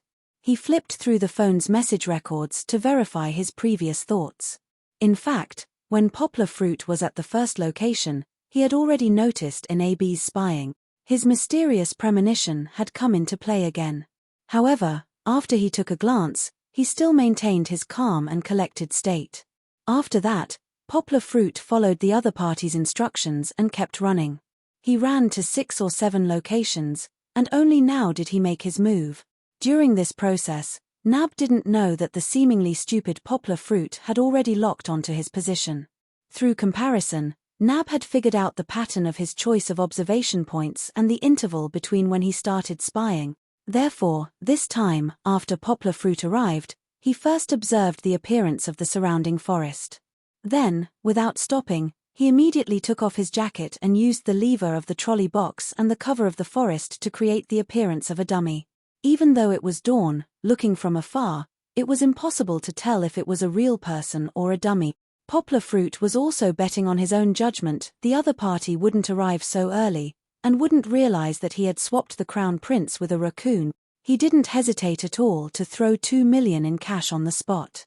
Holding his meowdow, he groped his way up to the observation point that he guessed the other party would choose, and then hid in a big tree. Fortunately, Poplar Fruit's judgment was completely correct.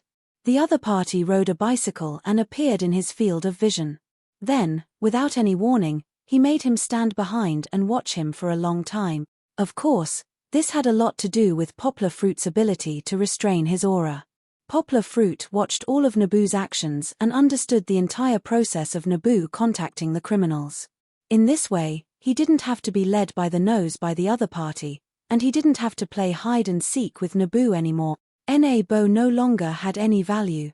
Of course, Poplar Fruit originally wanted to interrogate Naboo, but it seemed that the other party didn't cooperate and directly took out his gun. How could Poplar Fruit tolerate this? He took advantage of the hatred that had been suppressed for a long time. Like Shimon Chueshua, he brazenly pulled out his knife. Although he didn't have the Night of the Moon or the summit of the Forbidden City, his knife was like lightning, and he broke through the ghost door. Comparing the information in Naboo's phone and his own information, Poplar Fruit found that the phone number that Naboo contacted was different from the one displayed on his phone. Moreover, it was more like a foreign number. Perhaps there was a mystery here. Poplar Fruit immediately informed He Wanzhua and Yang Wanxiong in China, asking them to investigate and track this phone number. As for himself, Poplar Fruit put away the two phones and sighed softly. Although he killed the other party's surveillance, Kiki's whereabouts were still unknown. He still had to continue to follow the other party's instructions. When he reached the vicinity of the next location, he would pretend to be the surveillance person and send a text message to the criminals, hoping to end this torment early and find his daughter. Poplar Fruit wasn't afraid of getting dirty. He searched Naboo's body and didn't find any other meaningful clues. He only took his telescope that had a broken lens, and one of the lenses could still be used for reconnaissance. He didn't take the gun. Poplar Fruit didn't care about that broken pistol. Shaking his head, Poplar Fruit stood up. Originally, he wanted to look at the place where he had just replaced the flower with the tree, but Poplar Fruit was suddenly stunned. Although the hillside wasn't high, only about a few dozen meters, looking down from a height was completely different from staying at the foot of the hill and looking left and right. He didn't feel that he was very tall, but he felt that he was very familiar. Why did he feel that he was very familiar? This was Myanmar, a country that Poplar Fruit had never been to before. Did he pass by this place when he was on his way? Impossible. Although the other party had directed him to go around in circles in this vast forest, there wasn't a single path that was repeated or intersected. Wait. This angle, this view. Suddenly, Poplar Fruit's scalp went numb. With his excellent memory, he finally remembered where he had seen this scene before. Wasn't this what he had seen in the nightmare a few hours ago? No, it wasn't the valley where the factory had landed, but a mountain peak and forest that he had seen when he was flying through the air unconsciously. God! Poplar Fruit's breathing was heavy. He compared the two scenes again and again. It was like he was playing a game of finding fault. He compared the scene before him and the scene in his memory. The layout of the trees and the height of the mountain peak were exactly the same. How was this possible? What was going on? Poplar Fruit couldn't believe his eyes and judgment. Wait a minute. Yanghua forcefully closed his eyes. He was forcing himself to calm down. He was forcing himself to remove some of the chaotic rational thoughts and temporarily replace them with a more serious emotional thought process. Right, Kiki. Poplar Fruit suddenly opened his eyes. What dream, memory, and terrifying coincidence. Why did he care so much? If his previous dream was a miraculous reflection of reality, then it meant that Chichi was locked up in the same room of the factory he dreamed of last night. In the dream, he couldn't break the door or window to bring his daughter back, but in reality, Such a setting didn't exist. Yes, if Kiki was really in that factory, he didn't need to continue being led by the nose by the other party. He could be one step ahead of the other party and sneak in first to save Kiki, but the problem was Kiki really in that factory? What if his judgment was wrong? What if this terrifying coincidence was just a coincidence? Following the other party's instructions or following his own dream was a very difficult choice. Poplar Fruit closed his eyes and breathed heavily. He couldn't drag this out any longer. He had to make a decision. At 4:20 in the morning, the sky was already turning white, and there were signs of dawn in the grey sky. A cool breeze blew through the forest, causing the leaves to rustle. However, it was somber and quiet. Only the red soil that had already spread out on the ground carried a trace of the unpleasant smell of blood. Swoosh! Poplar Fruit sheathed his sword. His eyes became firm. Clearly, he had switched to a rational way of thinking.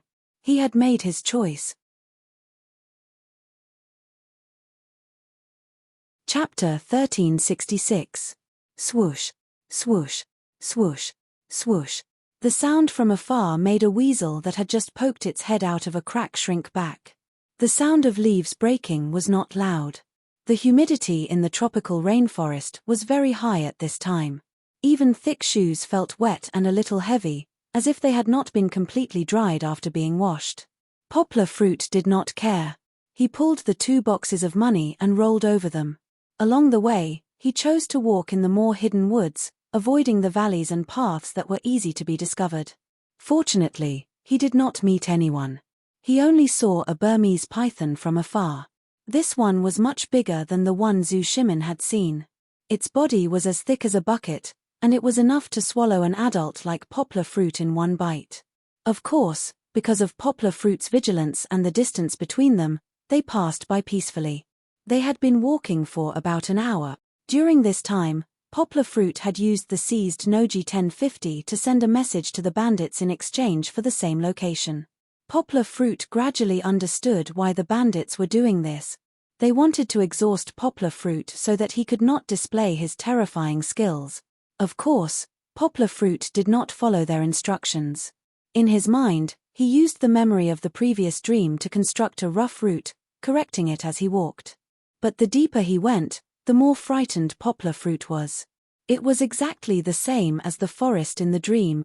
If he continued walking like this, in less than 15 minutes, he would be able to come into contact with the factory where Kiki was imprisoned in the dream. Of course, Poplar Fruit also believed in his premonition more and more. It was too magical, too mysterious, and could not be explained. Then, he did not need to think about it. He just needed to follow the directions of his premonition. There was still 1 kilometer to go. Poplar Fruit found that there were more and more traces of human footsteps in front of him. He even saw traces of wheels. Slowing down and hiding the 2 boxes of cash, Poplar Fruit quietly crept up a small hill and crawled his head out. Poplar Fruit immediately burst into tears. There was actually a dilapidated factory in the small valley in front of him. The layout of the factory was exactly the same as the one in Poplar Fruit's dream. The factory had been closed for a long time, but Poplar Fruit guessed that since it could be built in such a remote place, it should be an arsenal of the early Burmese warlords, and then it was occupied by these guys as their headquarters. But who cares what it used to be? Poplar Fruit only knew that Kiki must be here. That's right, it must be here. Poplar Fruit was 100% sure that the Jade Emperor or Guanyin Bodhisattva had given him that dream. Somehow, they had given him a clear path to save his daughter. If everything goes well, I must personally take Kiki to the temple and burn incense for the Buddha. Oh, and the Taoist temple. Poplar Fruit thought in confusion. No, I can't be too excited, I have to calm down. Poplar Fruit's eyes became cold again. He had to maintain a high level of calmness in order to save his daughter safely. Of course, before that, Poplar Fruit took a few photos and sent them to Hewanjua with his mobile phone. Because it was a cross-border, they couldn't track the number that Poplar Fruit had given them. Big Brother he and the others were his only 3 reinforcements, and he needed their help. Okay, I'll be there soon. It will take an hour. Hewanjua sent a message. He had Poplar Fruit's location, so he could quickly find Poplar Fruit. Don't act alone. "Oh right, we have more reinforcements, but they will be slower. It will take an hour and a half." Hwanghua's reinforcements should be the special forces from Shudu military region. However, Poplar Fruit frowned. He looked closely at the 1 hour that big brother he had mentioned. It was already past 5 o'clock. In another hour, it would be past 6 o'clock, almost 7 o'clock. What about half an hour later? If 5 o'clock was considered the time when people wanted to sleep in, then 6 o'clock, or even 7 o'clock, Poplar Fruit believed that these bandits, who were often active in the mountains, wouldn't be sleeping like the night owls in the city. Most of them must have woken up. "No, I can't wait like this." Poplar Fruit knew his daughter's location. He even knew the factory very well. He had checked it inside and out yesterday. He had to rush to his daughter's side before the bandits woke up. Even if they couldn't break through the encirclement, Kiki wouldn't be in danger with his protection. Then, he would delay until Big Brother he and the others arrived. With a pincer attack, he would be able to eliminate all the bandits in the most effective way. Of course, regardless of whether they were eliminated or not, safely rescuing Kiki was the first priority. After making up his mind, Poplar Fruit sent another text message to the other party. Then, he received a text message about the new location of the fake handover. Poplar Fruit suddenly had a feeling that this might be the last time he was tormenting him. There wasn't much time left for him. Poplar Fruit had to act immediately. He couldn't care less about Big Brother his text message. Poplar Fruit returned to the place where he hid the money box. He took off the 2 Meowdow and crossed the scabbards on his back. Of course, Poplar Fruit only took out one of the Meowdow, and the other was still in the scabbard. He didn't wrap a piece of cloth around his hand and tie his hand to the knife like in the movies. There was no need for that. What Poplar Fruit needed was flexibility. He also took out the pistol from his calf, put on the silencer, loaded the gun, and held it in his right hand. A knife in his left hand and a pistol in his right. This wasn't a good combination, but Poplar Fruit was good at using knives with both hands. His left hand wasn't as good at using a gun as his right hand, so he could only hold it like this. He put both phones on silent and turned off vibration mode before he put them in his jacket pocket. Poplar Fruit had to make sure nothing went wrong. Poplar Fruit hid the 2 suitcases containing the money and a duffel bag among a pile of boulders next to the factory wall. He had made a small backup plan here, just in case. Surprisingly, although it was already half dawn and most people were still asleep, there were still some of these dangerous criminals patrolling the high towers and rooftops with guns. Of course, there weren't many of them, only about 5 or 6. After a night of peace, these people let down their guard. Some were dozing off, some were chatting in relief, and some were even playing games on their phones. Poplar Fruit easily bypassed these guards. He didn't intend to touch them, because these guards were in the open. If they suddenly disappeared, it would easily expose Poplar Fruit's invasion plan. Poplar Fruit had even made up his mind that unless it was absolutely necessary, Poplar Fruit wouldn't easily make a move. Everything was to sneak to Kiki's side, protect her, and even secretly rescue her. These criminals probably didn't expect that someone would know the structure of their base better than they did. Furthermore, someone had quietly climbed over the wall right under their noses and snuck into the exhaust duct of the factory through a small door. Chapter 1367. There was one bad thing about a tropical rainforest. Once the rainy season arrived, the humidity would be off the charts. In places with poor ventilation, don't even talk about washing clean clothes. Just casually wiping the walls would leave a watermark on one's hand. Husan woke up very early today. It wasn't that he didn't want to sleep, but it was too uncomfortable to sleep. It was as if he was lying on a quilt that was fished out from the water. As he cursed, Husan stretched his body. His skinny body did not even have any muscles, let alone abdominal muscles. It made people feel terrified just by looking at him. He swaggered out with his gun and prepared to go outside to bask in the sun. Wait until I get a large sum of money from that rich man, then I can get 1,800,000 to buy a house in the city and buy 2 women. I don't have to stay in this corner anymore. Damn it, if I stay here, I'll be tortured to death.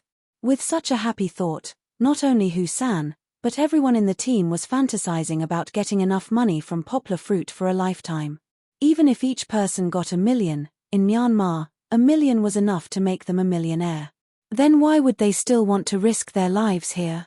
That girl is really pretty, Husan thought enviously, but unfortunately, she's too young. She's pretty but useless. When I get money in the future, I'll buy a mother and a daughter. I'll raise the younger one and continue to be my wife.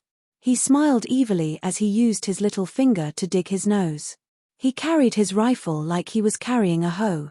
It was as if he was really carrying a hoe and going around to dig up the walls of those good people's homes. Pack pack, pack pack. The footsteps of Husan's slippers became clearer and clearer in the long corridor.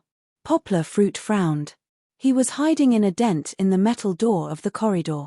He was trying his best to suck in his lower abdomen and stick his whole body to the metal door. This was the only way to ensure that he wouldn't be seen. In the end, he was still inexperienced. If it was a special forces soldier like Big Brother he who sneaked in, they would definitely be able to quietly hide all of these motley crew in their beds.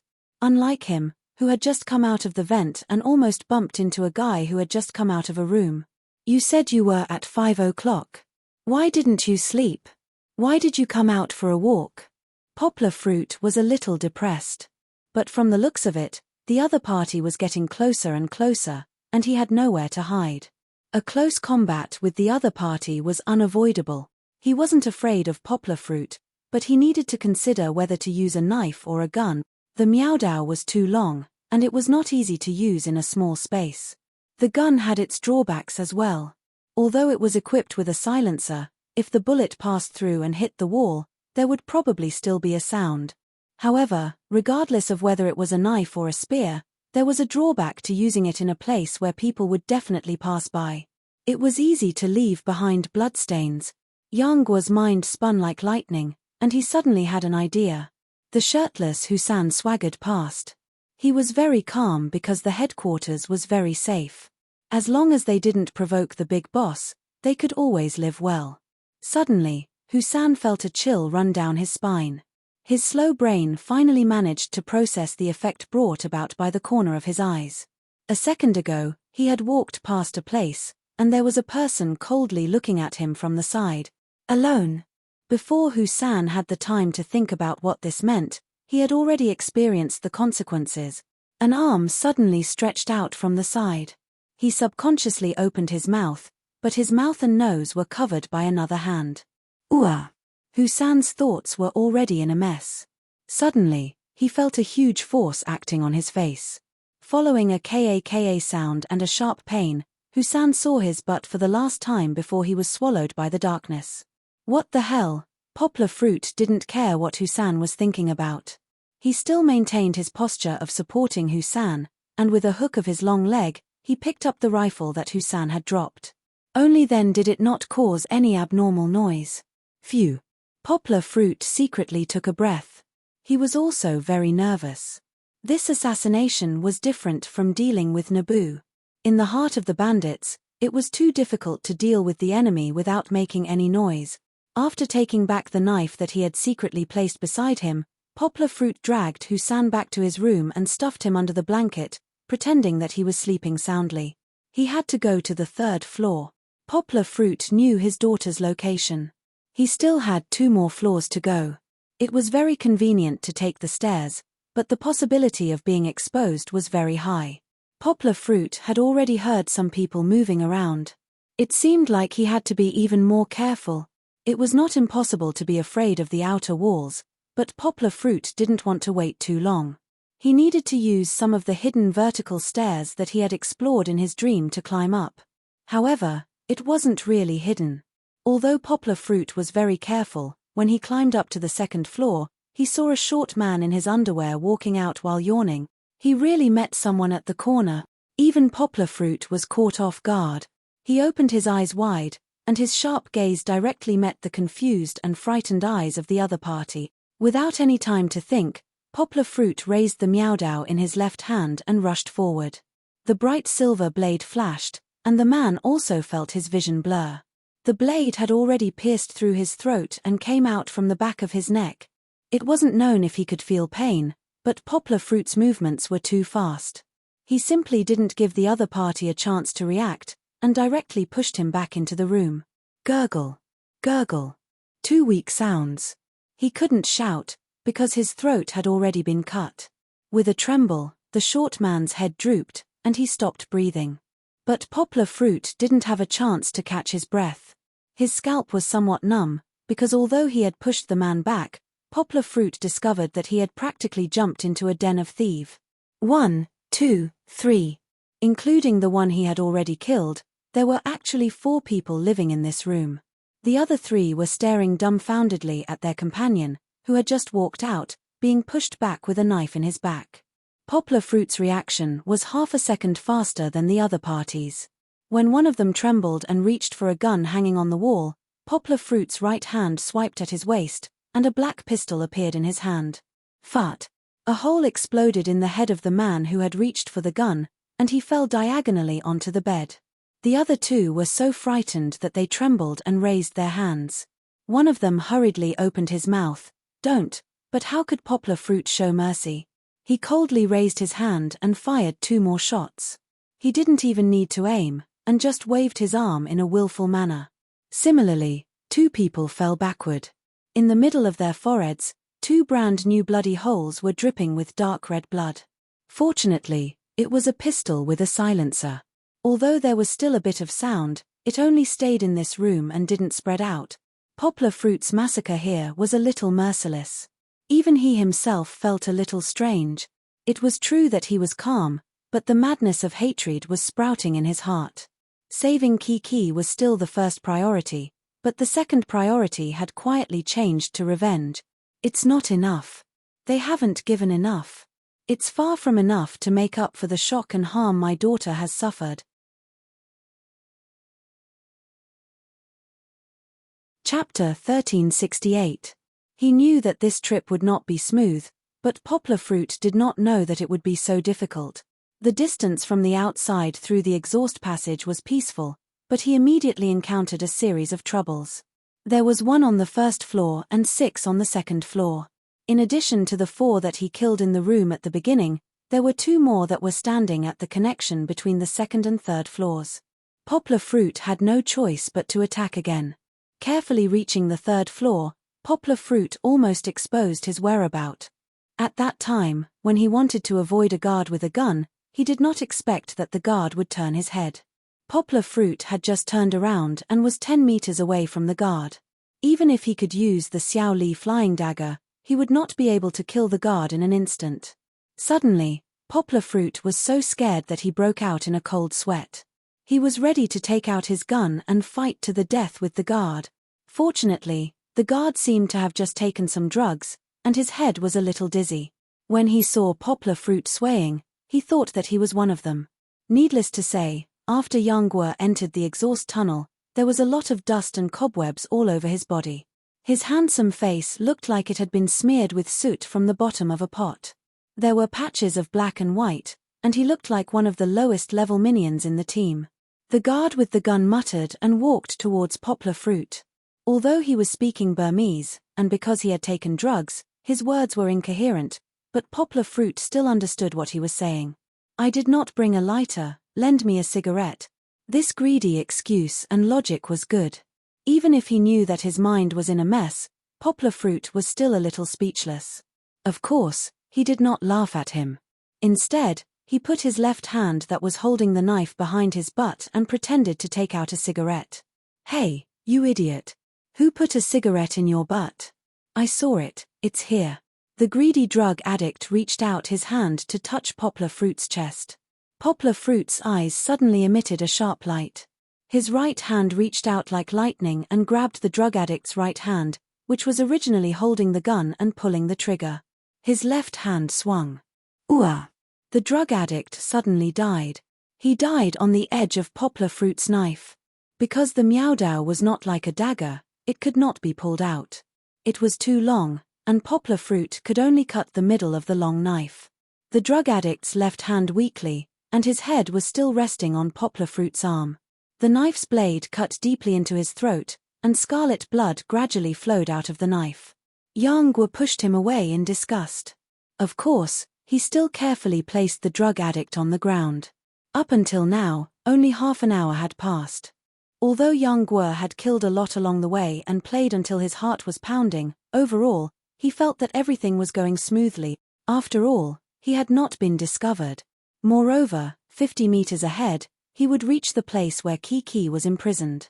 He would be able to take Kiki back soon. Unexpectedly, just as Poplar Fruit removed the drug addict's body to a dark corner, there was a sudden commotion downstairs. First, there was a shrill scream, and then the whole factory seemed to have been awakened from a deep sleep.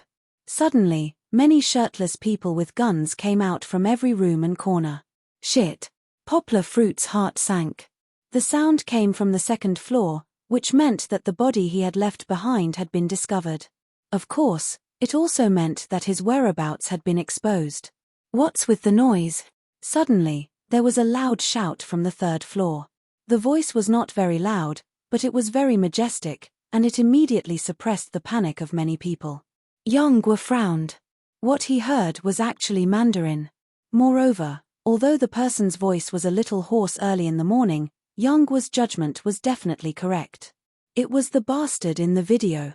Team leader, Liu Zi, and his family are all dead. Fuck, which bastard did it? I'll skin him alive. A person on the second floor shouted in a hoarse voice. Husan on the first floor is also dead. Another person on the first floor shouted in awkward Mandarin, but he seemed to be a lot more panicked. There was no hatred in his voice, only fear of the unknown. Yang Guo frowned and hid in a corner. She gripped the hilt of her knife and gun tightly. They were so close. If he had 10 more minutes, he would definitely be able to rescue Kiki. But this was too much. He had been discovered. There was another way, which was for Poplar Fruit to suddenly burst out from the corner and quickly kill the gunman on the third floor, then rescue Kiki and escape. But that was not realistic. There were many gunmen on the other side. There were at least 5 or 6 people between him and the room. More importantly, Poplar Fruit did not know if there was someone in the room watching Kiki. If that was the case, Poplar Fruit might fail because he did not want to harm her. Damn it, damn it. Poplar Fruit wanted to bang his head against the wall. What should I do? There was a commotion, and the team leader outside suddenly shouted, "Come up and help me. It must be that bastard." "It's okay, we have a hostage. We're not afraid of him." The cigarette addict still had some prestige in the team. Immediately, more than 10 people rushed up the stairs to the third floor, and the third floor became crowded. In this way, the chances of Poplar Fruit escaping were even slimmer. What should I do? Boss, ask our men to find him and kill him, one of the cigarette addict's henchmen shouted. The cigarette addict was very calm. He smiled sinisterly and said, "What are you afraid of? No matter how strong he is, he's just one person." "How can that be? How is it possible for a single person to wipe out 6 branch?" Someone questioned. "It's definitely him alone," the cigarette addict said conceitedly. "Do you think that I've spent so much time and effort to come up with a plan to feed pigs? He was tricked into coming to Myanmar by us. He definitely doesn't know about it," the cigarette addict said proudly. "He's definitely the only one who can come here. Do you think those Chinese bastard cops dare to cross the border? Also, Naboo has been watching him for so long, and has always been alone. How can he have other helpers? He's good at fighting, but don't be afraid. We have so many brothers. If each of us takes a bullet, he'll die 100 times over." The smoker boosted the morale of his men, and they gradually calmed down. However, even the heavy smoker was tired of staying on the crowded third floor. He waved his hand and shouted, "Go down, all of you. Bring the hostages, yes, the hostages to the first floor. I want to meet this young guy." Clang, a loud sound of the door opening. Yang Guo suddenly heard her daughter crying. It was very clear. The little girl cried and shouted with a somewhat hoarse voice, "You baddies, Grey Wolf, my papa and Pleasant Goat will defeat you. It's really my daughter." Poplar Fruit was happy and worried at the same time. He was happy because his daughter was crying. She should be fine, but he was worried about how he was going to save her. What should he do? Poplar Fruit's eyes unconsciously fell on the body of the drug addict next to him. Chapter 1369. Go, go, go downstairs. What's there to be afraid of? We have more people. Amidst the clamor, Yang Guo could hear Chichi's soft sobbing in the midst of the clamor. The little girl must be scared. The sobbing sound seemed to be amplified by a loudspeaker in Poplar Fruit's ears. It was so clear that Poplar Fruit's heart almost broke. However, even though Poplar Fruit was burning with anxiety at the moment, he could only force himself to calm down, because, with a poochy sound, Poplar Fruit stabbed the Meowdow in his hand into the back of a guy's heart. The blade came out of his chest, and the long blade had long been soaked in blood, looking so ferocious and terrible. The man didn't die immediately. His pupils dilated sharply and he still wanted to struggle, but his mouth and nose were covered by Poplar Fruit, and his head was firmly pressed down like an iron clamp, making him unable to scream or move. In the end, his hands that were pulling Poplar Fruit's fingers fell down weakly. The sixth one. Poplar Fruit gritted his teeth. His handsome face was a little ferocious at the moment, but his eyes were still terrifyingly calm. On his body, his previous clothes were gone. He didn't know when he changed into the addict's top. Of course, because it was a little short, he pulled up the black pants on his body to cover his navel, which looked funny. But the effect was very good. He was stupid and a little retarded. Poplar Fruit smeared some black and dirty oil on his face and skin, making him look more like a country bumpkin. Of course, compared to these real southern barbarian bandits, Poplar Fruit's 1.88 meters height was a little too tall. However, as long as he squatted down a little and then put a cigarette in his ear, coupled with the messy stubble that he ignored because he was worried about his daughter, he almost perfectly transformed into a member of the other party. In the past, Poplar Fruit's acting skills were recognized as terrible, but at this time, perhaps because of the crisis, he showed the acting skills of a movie king. The frivolous and weak footsteps, the wretched temperament of a ruffian, and the silly look in his eyes when he looked at others made it impossible for anyone to connect the guy in front of them with the cultured and refined teacher Yang in school.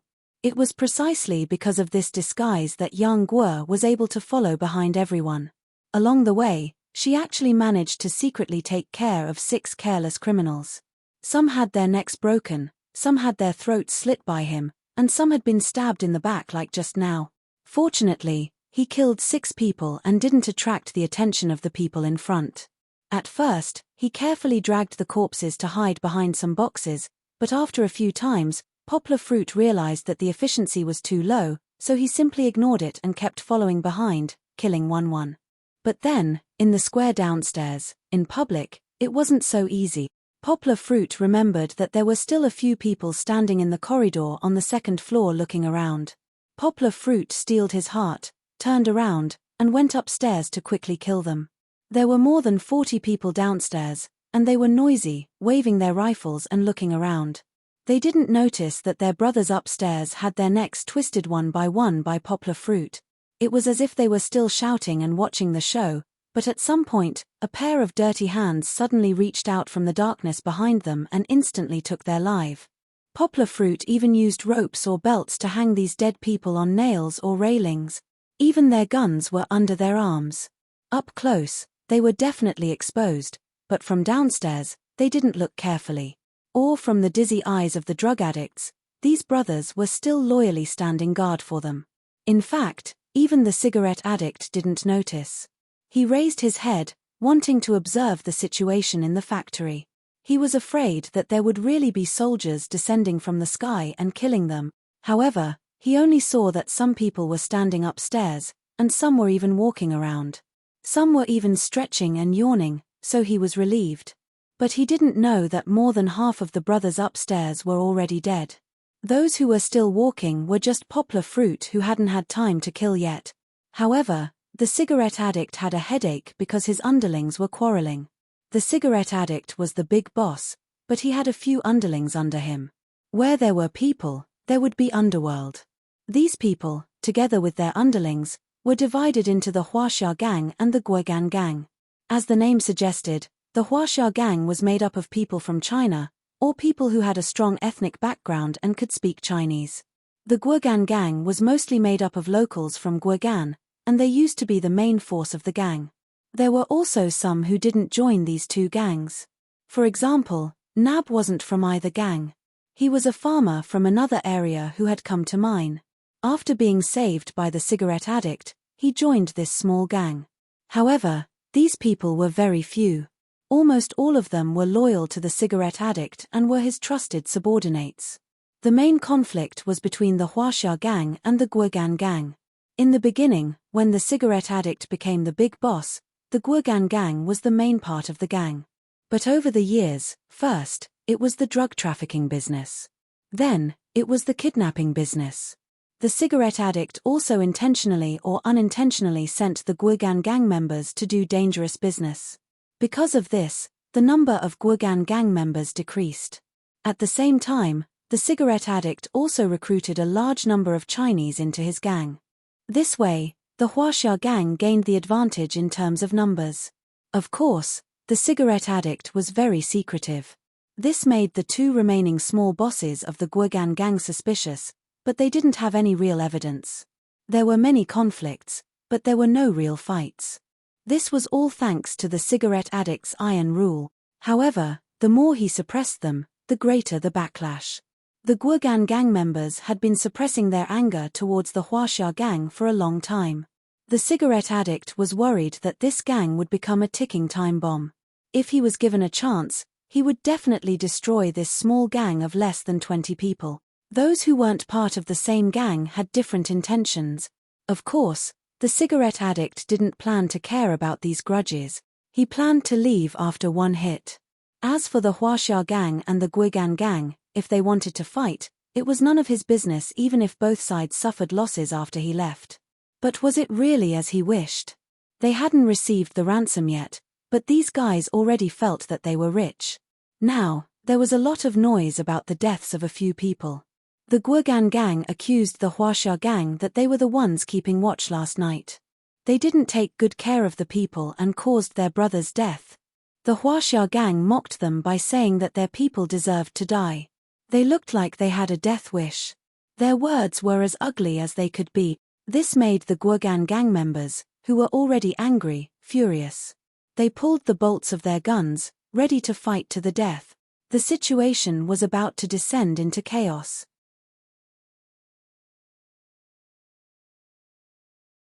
Chapter 1370. Kacha. Even Yang Guo, who was upstairs, was shocked. He poked his head out and looked down. He saw that the people downstairs were actually having an internal conflict. Poplar Fruit was not excited, because his daughter was tied to a chair. She was in the center of the storm with the leader of the gangsters. If they really fought, Kiki would be in danger. Yang Guo's eyes almost popped out of their sockets. She almost wanted to jump down from the building. Although he was still the leader, the smoking man felt that the situation was getting out of control. After all, money could move people's heart. These fellows actually dared to stand in front of him and start a fight. The smoking man felt like his chest was going to explode. Okay. Shut the fuck up. The smoking man suddenly took out his pistol and fired 2 shots at the ceiling. He turned around and grabbed a leader of the Huaxia gang behind him. Do you still respect me as your boss? He spoke in Burmese. Although it was awkward, everyone could hear him clearly. The few small leaders who had been arguing earlier all paused. Of course, they wouldn't shut up obediently. They were still cursing, but their voices all became softer. The person the smoking man chose to threaten was actually the leader he trusted the most. He used his trusted aide to put on a show, and it had the effect of killing the chicken to warn the monkey. Of course, the confidant that was threatened by him also felt the burning hot muzzle on his cheek, causing him to cry out in pain. Maybe this wasn't an act. Are you done? The smoking man lowered the muzzle and turned around to point at the 2 leaders of the Guogan gang. He asked sternly, if you're done, listen to me. Even now, the smoker still looked fearless. He was not afraid of the police. That was impossible. The Burmese border was not just for show. He was also not afraid of Poplar Fruit. After all, he had dozens of brothers with him, and there were people standing in the corridor upstairs to help watch. Even if Poplar Fruit was Superman, he would not be able to kill him. Therefore, he was leisurely and carefree. He planned to deal with the internal problems first and then deal with the external problems later. Of course, the smoker still didn't know that all his brothers on the second floor had been killed by poplar fruit. In total, poplar fruit had killed 17 people. That was more than a fifth of Smoker's lair. It had to be said that the drug had also worn away the sharpness and spirit of this drug lord whose name had resounded throughout central and northern China. Now that you have money, you don't treat me as your boss anymore, do you? The smoker roared. No one dared to answer. After all, there were many people in this team who admired Smoking Ghost's reputation. Huaxia Gang and Guogan Gang dared to have conflicts with each other, but neither of them was willing to provoke this crazy boss who had once killed 3 traitors in front of everyone. Don't forget where your money came from. Smoking Ghost patted his chest and said sternly, it's all because of me. I'm willing to take only 2 million in cash. The remaining 100 million will be divided among you. I'll drink the soup while you eat the meat. Without me, you won't even have soup to drink. That was true. When Smoking Ghost came up with the plan, he was able to get everyone to work together because he had mentioned that he would distribute the money. As the main boss, he only took the smallest portion. That really broke all the records in Myanmar's military history. Of course, Smoking Ghost sneered in his heart. You bunch of idiots. Do you think it's that easy to take poplar fruit's money? Smoking Ghost understood China's system very well. For someone like Poplar Fruit who had won an award, his resources in China were not something that ordinary jade merchants could compare to. He believed that if he made such a request to transfer the money through the bank, the government would definitely track him down. Moreover, even if the money was deposited into the account, those idiots who didn't understand finance would never know how to launder the money through multiple overseas banks. When China put pressure on Myanmar, the money would definitely be frozen in Myanmar's banks. Not only would they not be able to withdraw the money, but they would also be hunted down. Therefore, not only did Smoking Ghost only want the 2 million in cash, he even pretended to be generous and asked for 10 of his subordinates' personal accounts. Smoking Ghost did not know whether they were real or not, but he knew that they were dead meat. Don't worry, I don't want this money. When the money is paid, you can go to the bank and get the money.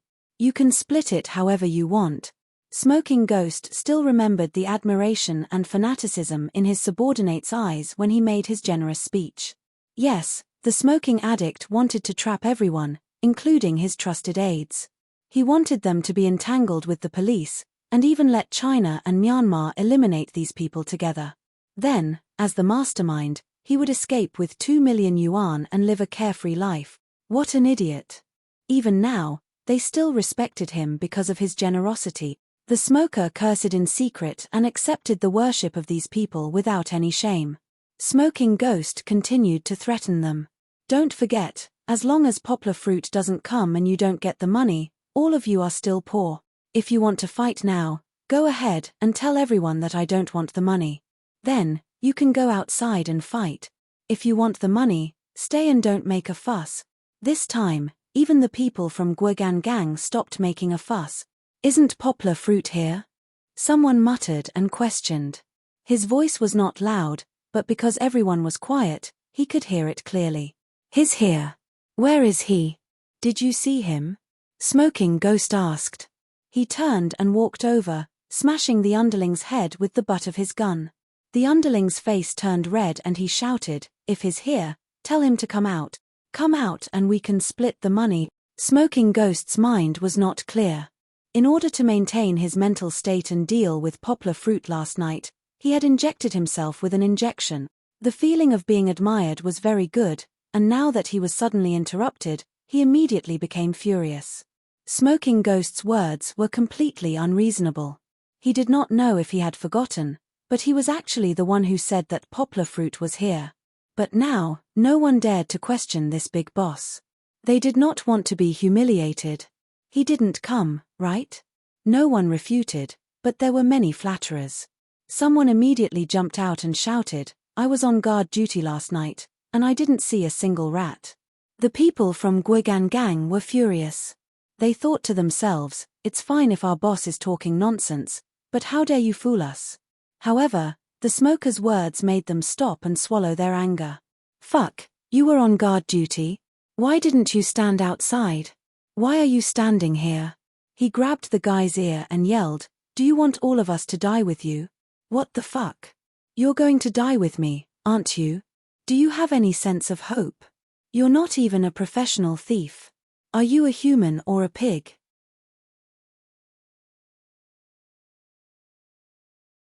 Chapter 1371. To Poplar Fruit, it didn't matter how noisy it was downstairs, as long as they didn't fight and didn't threaten Kiki, who was like a little grass in a storm. However, what the smoker said next made Poplar Fruit, who was about to sneak downstairs into the crowd, nervous again. Let's not talk about what they were talking about. The situation downstairs had developed like this. Boss, we're done with the night watch. It's dawn now, so we came back to sleep. The guy who had been beaten up by the smoker shouted in grievance. This time, he spoke in Mandarin and dragged a few of his buddies who had been on the night watch with him. The rest of them were depressed, but they didn't want to be beaten up, so they quickly nodded and didn't dare to say a word. Finished with the night watch? The smoker's confusion gradually faded, and his eyes became clearer. He asked in confusion, who's on the night watch now? No one's on the night watch, the guy said fearfully. When he saw the smoker's eyes widen, he quickly explained, there's really no one to take over for us. He pointed at a leader of the Guigan gang and shouted, it's G. It's G's turn to be on the night watch. They're slacking off. It was always a good idea to divert his anger. Burmese people didn't have a surname. For example, Naboo was a name. G was a native of Guigan. He had a pair of vicious triangular eyes. When he saw the guy pointing at him, he immediately glared at him. Ever since he became a leader, everyone called him Wu Ji or Wu Ji. This person relied on the fact that he was the trusted aide of a small leader of the Chinese gang to disrespect him and even publicly set him up. Did he think that he didn't understand Mandarin? If the smoker wasn't here, he would have taken out his gun and shot this guy. However, he didn't dare to act rashly. He just snorted and said coldly, the night watch was little 6 men. Now that everyone is dead, who's taking over for you? You, on the other hand, didn't seem to have anyone to take over your shift, so you came back to sleep. I don't even know if you really stayed overnight, or if you were just lazy and didn't go. After all, he was just a small leader. His ability to sow discord was not inferior to those old foxes in the officialdom. The man's face turned as red as blood. He said angrily, you're the one who's fucking lazy. Before he could finish, the smoker roared again. Enough. Shut up. Gee, he can't come back to life even if he's dead. Get 4 more people to keep watch. Don't waste our time. Oh no. Poplar Fruit retracted his foot that had just stepped out. He knew that if he wanted to keep watch, he would have to go through the stairs to the rooftop and the wall. And on the stairs, there were still 4 corpses lying haphazardly. The smoking addict had the right to call the leader by his name. G was also convinced. G lowered his eyes and nodded. He was about to find someone to keep watch. It was right to look at the big picture. However, someone didn't want him to have an easy time. A small leader of the Huaxia gang interfered. Boss, wait a minute. We can't let G's people keep watch. His tone was obvious. He didn't trust G and the Guigan gang. What do you mean? G wasn't the only one who was angry. His cronies behind him were also angry. This wasn't just sowing discord. He wanted the smoker to isolate them. Even the smoker was a little angry. He had just appeased both sides. Hihi, I was wrong. What I meant was that G can't be on the lookout, right? It's such a sensitive time. The small leader refuted his words like a game. He didn't want to fall out with G now, so he said, sorry. Burmese is so awkward. He wasn't wrong. That was exactly what he meant. Looking at his smug smile, the guitars wanted to turn on him immediately. Sun Feng, what do you mean? The smoker narrowed his eyes and asked. We should at least ask a few people to keep watch, right? The small leader named Sun Feng smiled calmly. How about this? 1 person from each team, and 5 people will be on the lookout. That's a good idea. The small leaders of the Huaxia gang nodded. Although the guitars were angry, they couldn't do anything about it. Others were trying to sow discord, but they couldn't do anything about it. The smoker looked coldly at his subordinates who were fighting openly and secretly. He was too lazy to care about them. He said, "Okay, you guys go. It's important to keep watch. Don't delay us." Important my ass. They were so tired of fighting among themselves that they forgot about Poplar Fruit. Poplar Fruit was still in their building. Young Guo was hiding the corpses, but he couldn't hide the bloodstains of the guy who was stabbed to death by his knife. As long as the 5 people weren't stupid, they would know that something big had happened when they saw the blood. He was so happy at that moment. Tomorrow, he would be cremated. Hearing the footsteps approaching, Poplar Fruit had an idea. He carried the body and walked down the stairs. "What are you doing?" The 5 people who were chosen to be on the lookout turned the corner and saw this scene. They suddenly became nervous. Of course, they didn't pull out their guns and scream. After all, Poplar Fruit looked like one of them. Poplar Fruit turned his head and grinned with his dirty face. He imitated the thick Burmese accent of those people and said, "Hey, Leader G asked me to take Master Liu and the others down. Boss wants to see them." Needless to say, with Yang Guo's talent in language, she was able to imitate Guogan Gang's words to perfection. Even her intonation made them feel comfortable. Of course, this was only for the 2 members of Guogan Gang. But even the other 3 people didn't feel that there was anything wrong. They looked at Poplar Fruit with disdain and said with disgust, "Go away, you barbarians are disgusting. Don't get your blood on me." Yang Guo had stumbled upon it by accident, because dead people were not uncommon in this place. Some died from illness, some died from fighting, and some died from their own consumption of powder. The dead were taken care of by the Burmese gang members. The Burmese gang sent the lowest-ranking person to do the dirty work. Everyone else avoided them. Even the Burmese gang members didn't suspect Poplar Fruit when they saw him. But Poplar Fruit was a Burmese gang member. He said the same thing as them. They could bully him, but others couldn't bully him. The Burmese gang members' words made the 2 Burmese gang members angry. "Do you have a death wish? Say it again if you dare. Who is a barbarian? Chimph, trash. You deserve to die." The 3 Burmese gang members didn't want to fall out with them here, because they were just small fries. They just muttered a few words in Chinese. Then they arrogantly turned around and walked upstairs. They didn't want to lower themselves to the same level as these barbarians.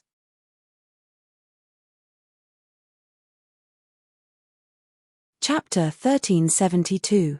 Seeing the 3 of them walk away, the 2 members of the Courage Gang snorted with a look of disdain. If it weren't for the fact that they were feeling a little guilty, they would have added insult to injury. "Heh, Chinese people are coward."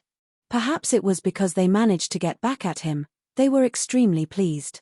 One of them reached out and wanted to pat Poplar Fruit's shoulder, but when he saw how dirty Poplar Fruit was, the feeling of disgust rose in his heart again. His hand hung in the air, not knowing whether to pat or retract it. Poplar Fruit smiled foolishly at him.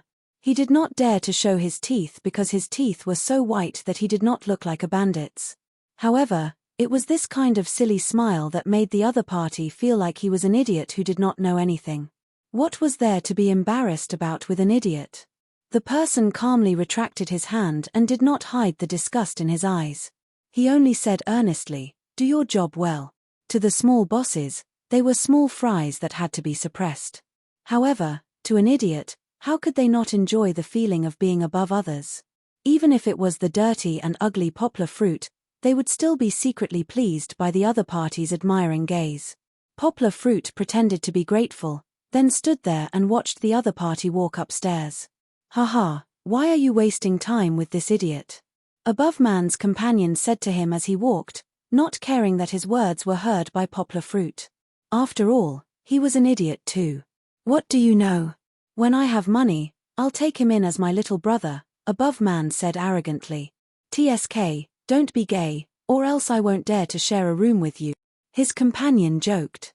"TSK your balls. Even if I'm gay, I won't be interested in an idiot who plays with dead people and trash all day long." Above Man's voice gradually faded away. It seemed that he had already reached the 3rd floor. Poplar Fruit remained in the same place. His innocent and confused eyes cleared up the moment the other party left. There was even a hint of mockery in the corner of his eyes. How reckless. Gently putting down the corpse in his hand, Poplar Fruit actually pulled out 2 hidden Meowdow from the other's clothes. The scabbard that could easily expose him had already been hidden by him. Poplar Fruit held 2 Meowdow in each hand. His hunched back straightened, and his entire person became unusually handsome. Even the determination emitted from his dashing eyebrows and starry eyes were like his unsheathed Meowdow, sharp and unstoppable. The Poplar Fruit's figure moved, and like a pine tree transforming into a willow catkin, he quietly floated out. Translator, Endless Fantasy Translation Editor. Endless Fantasy Translation. On the first floor, the huge factory was still in a state of chaos. Of course, no matter how much they argued, they didn't really fight. The smoking addict looked at his subordinates, who were getting harder and harder to control. He wondered if he should teach them a lesson before he left. They would be consigned to eternal damnation, but gradually, the effects of the drug wore off, and his mind became sharper and clearer. At least, the figures were no longer layers of illusions. The smoking addict suddenly remembered something important. Right, they weren't in a hurry to fight with their own people. They should find Poplar Fruit as soon as possible and make him pay the ransom. Wait a minute. Why am I here? Isn't this the last scene of the plan? The smoking addict remembered. Right, someone died. That little 6 guy is dead. Did Poplar Fruit sneak in? Wait. The smoking addict's face darkened as he controlled the situation. He turned around and grabbed one of his more trusted subordinates. Tell me, that little 6 guy died. What's the reason behind it? His confidant was trembling in fear. He thought that the smoker was going to use this as an excuse to vent his anger and give him a hard time. Because he was scared, he couldn't explain clearly. Reporting to boss, we don't know how he died. But you said that he was killed by that fruit. I said that. Although the smoking addict's face was gloomy, he wasn't very violent now. He still rationally recalled what he said, but he was in a daze and couldn't remember anything. That's not right. Isn't Naboo watching that kid? He's missing, and Naboo didn't tell me. Chimph, do you think I'm a fool? The smoking addict began to speculate at this time. Everyone was a little speechless. He was the one who said it. The smoking addict looked around and suddenly realized that he was wrong. If it wasn't Poplar Fruit who sneaked in, who else could it be? But for Naboo, a subordinate that he personally sent out, a person that he trusted a lot because he rescued him, the smoking addict didn't think that Naboo would lie to him. The cigarette addict was actually a very intelligent person. However, his intelligence wasn't that of a wise person. Instead, it was a little bit of intelligence that he had built from the bottom of society. He was good at scheming and plotting, but sometimes, his way of thinking was too much of a conspiracy theory. Why was he so sure that it wasn't Poplar Fruit's doing now that he was sober? First of all, Naboo had indeed been tricking Poplar Fruit and sent back information on time according to the secret signal they agreed on. The last time he sent it was less than half an hour ago. It was also because of this that the smoking addict took the powder. He wanted to wake himself up after a sleepless night so that he could deal with the Poplar Fruit that he had fooled around with. Besides, even if Naboo was caught by accident, the smoking addict was 100% sure that Naboo, who was willing to die for him, wouldn't reveal the location of the factory they were in now even if they tortured him. The smoking addict didn't make so many preparations in vain, including this factory. The smoking addict had led a large group of people to move out of their original mountain hideout and to this abandoned factory. The reason why it was abandoned was because it was only 12 kilometers away from the Chinese border. No one else would know about this choice of location. The smoking addict, who was very confident in his plan, didn't think that Poplar Fruit would be the culprit. If it wasn't Poplar Fruit, who could it be? The smoking addict rolled his eyes and looked at the Guigan gang, which only had 13 or 14 people left. Suddenly, his heart skipped a beat. However, the smoking addict couldn't say it out loud. He said in a low voice, "Call Naboo. If he's still in our hands, tell the 5 big wolves to give the address to Poplar Fruit. Our people are dead." Was it not Poplar Fruit who killed them? The 2 leaders of the Guigan gang looked at the smoking addict angrily and asked. 4 people from one branch died. Are we just going to let it go? Who killed them? This angry question was directed directly at the smoking addict, and there was no trace of respect in his tone. Enough. We'll talk about who killed them later. The smoking addict's eyes flashed with a trace of anger, but he didn't want to argue with the other party right now. He took a deep breath and said calmly, "Let's get the money first."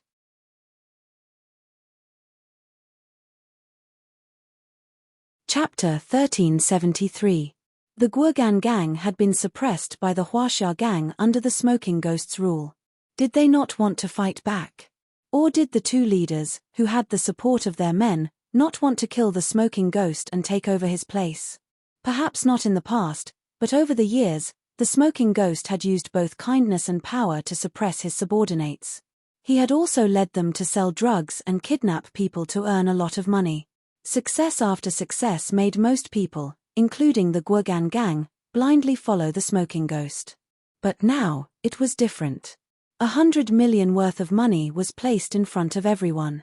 Even the uncultured members of the Courage gang knew what this meant. The yuan was a common currency in small countries like Southeast Asia. Grandpa Ma once said, "Capital grows bolder when there is a suitable profit to be made. If there is a 10% profit, it will be used everywhere. If there is a 20% profit, it will be active. If there is a 50% profit, it will take risks. If there is a 100% profit, it will dare to trample all the laws of the world. If there is a 300% profit, it will dare to commit any crime, even at the risk of being executed." The same logic applied to the warlords and bandits.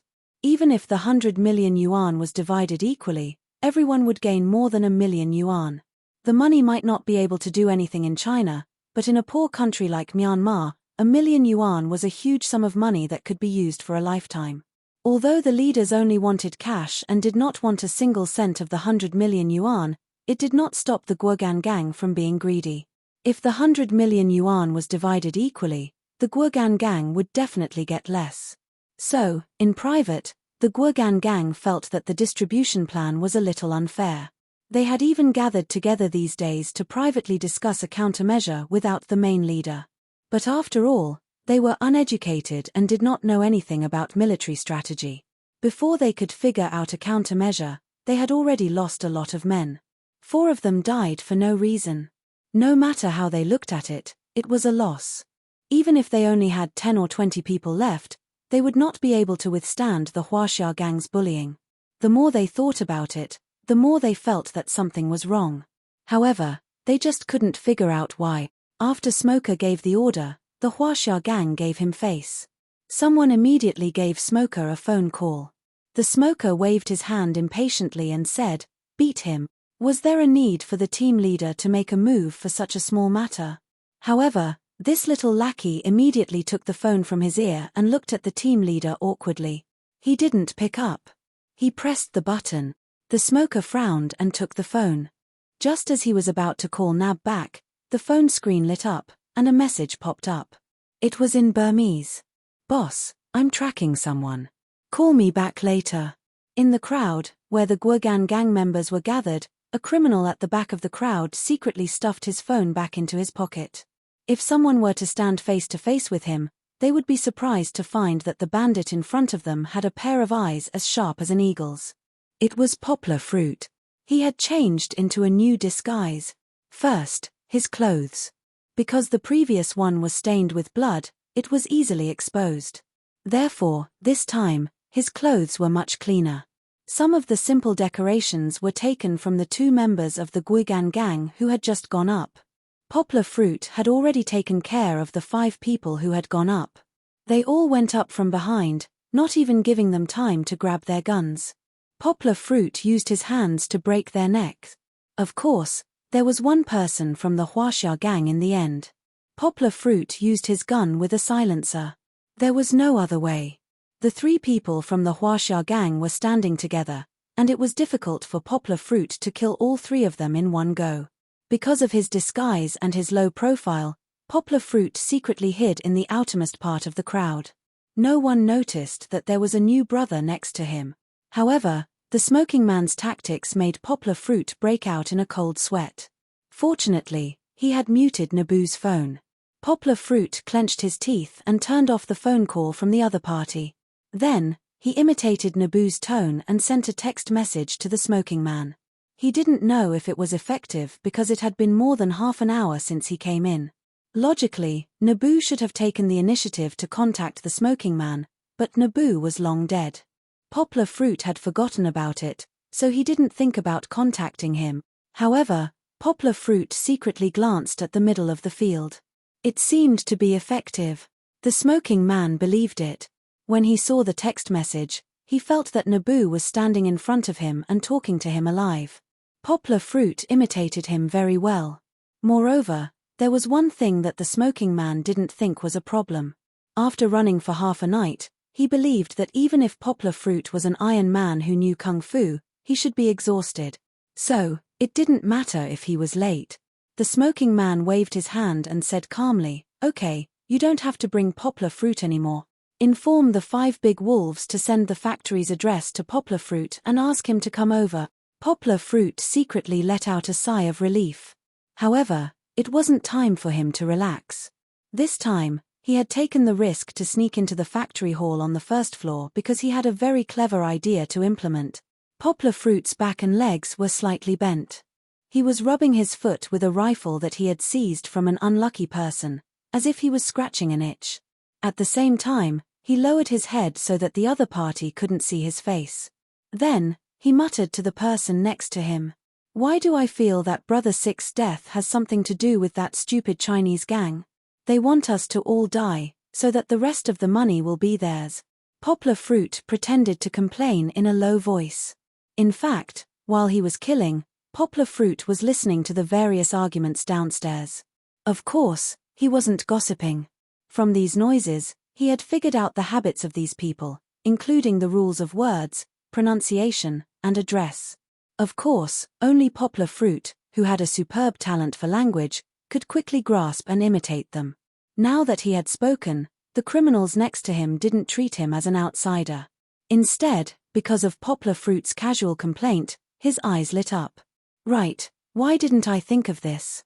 He was also a low-level underling, but this didn't prevent him from angrily sharing this discovery with other people he was more familiar with. Almost everyone who heard this reasoning couldn't help but discuss it with the people next to them. Then, they all glared at the abominable Chinese. It was as if the ugly faces of the other party had become even more abominable.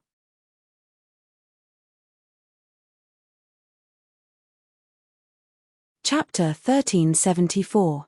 Poplar Fruit sowed the seeds of discord. Then, amidst these small fries' heated discussion, he casually waved his sleeves and quietly left without leaving a trace. Yes, he wanted to incite hatred between the two parties and cause chaos in this group of 40 to 50 bandits. This way, he would be able to fish in troubled waters and secretly rescue his daughter. Poplar Fruit changed his position and secretly stood behind the crowd, looking at Kiki, who was pitifully tied to a chair. The little fellow had become thinner. No one knew a daughter better than a father. Poplar Fruit acutely sensed that Kiki's face, which originally had a little baby fat, had really turned into an oval face after being kidnapped for 2 days. Unfortunately, her oval face wasn't beautiful. Her face was so pale that it had lost its original rosy luster. Seeing his daughter's thin appearance, Poplar Fruit almost couldn't hold back his tears. She must have refused to eat the bandits' food. After starving for 2 days, not to mention the discomfort of being tied up, Kiki was already on the verge of death from hunger. Even her frightened cries had become weak. Perhaps, when she was first brought down, Kiki's spirits were lifted when she heard the smoker confusedly say that her father was here. Then, she was full of hope that her father would be like a pleasant sheep, punching and kicking all these bad wolves away and then saving Kiki. Kiki was really full of hope, but her father didn't appear as she wished. Kiki could only lower her head and cry softly. The quarreling of the bad guys around her was as scary as lightning in Kiki's ears. Poplar Fruit looked at his daughter with great heartache. Not only was he afraid that his daughter's crying would hurt her body, but he was even more afraid that this would leave a psychological scar on Kiki because of this. But before that, Poplar Fruit had to think about how to save Kiki and not let her get hurt here. Poplar Fruit really had no choice but to use this method to sow discord between the two gangs. Both sides were at daggers drawn. If a fight really broke out, Poplar Fruit really didn't know if he could ensure that his daughter wouldn't get hurt. But if he didn't do this, both sides would unite under the smoker's mediation, and Poplar Fruit would have no chance. Poplar Fruit's hope was placed on the smoker, who he wished he could cut into pieces. As the leader, he should be able to stop the conflict between the two sides. Then, everyone would quarrel for a few more minutes. That way, Poplar Fruit could wait for reinforcements to arrive. Poplar Fruit had already contacted Hwangwa and the others. Hwangwa was also surprised by Poplar Fruit's unauthorized action and almost scolded Poplar Fruit.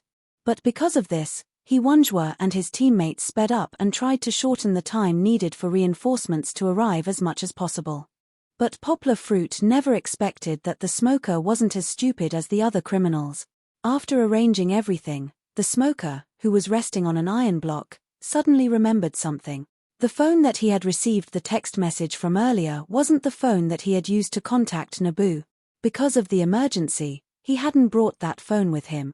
After the smoker's aftereffects, his mind became clearer and clearer, and he had already regained his original wisdom. The more he thought about it, the more he broke out in cold sweat. No. Naboo couldn't have called him boss through someone else's phone. If Naboo had been instigated. No, Naboo couldn't have been instigated. If he had been caught, then. Didn't that mean that they had lost their surveillance of Poplar Fruit? Then, someone died in the factory. Could it be, wait a minute, how did they know that my people were hiding here? Or, wait a little longer. If the person who died in the factory wasn't Poplar Fruit's doing, but the Chinese gang's doing, it didn't matter.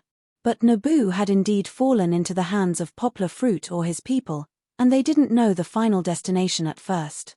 But now, he had taken the initiative to send the message to the 5 wolves. The smoker took a deep breath and pondered, could it be? But the smoker faintly felt that it wasn't that simple. He wondered if he had missed something. That must be it. On the other side, the 2 leaders of the Guogan gang listened to their men's report, and their eyes widened as they slapped their thighs. No one went to find out who discovered this problem. Of course, even if they did, they wouldn't be able to find the mastermind behind the scenes, Yang Guo, who had mysteriously disappeared.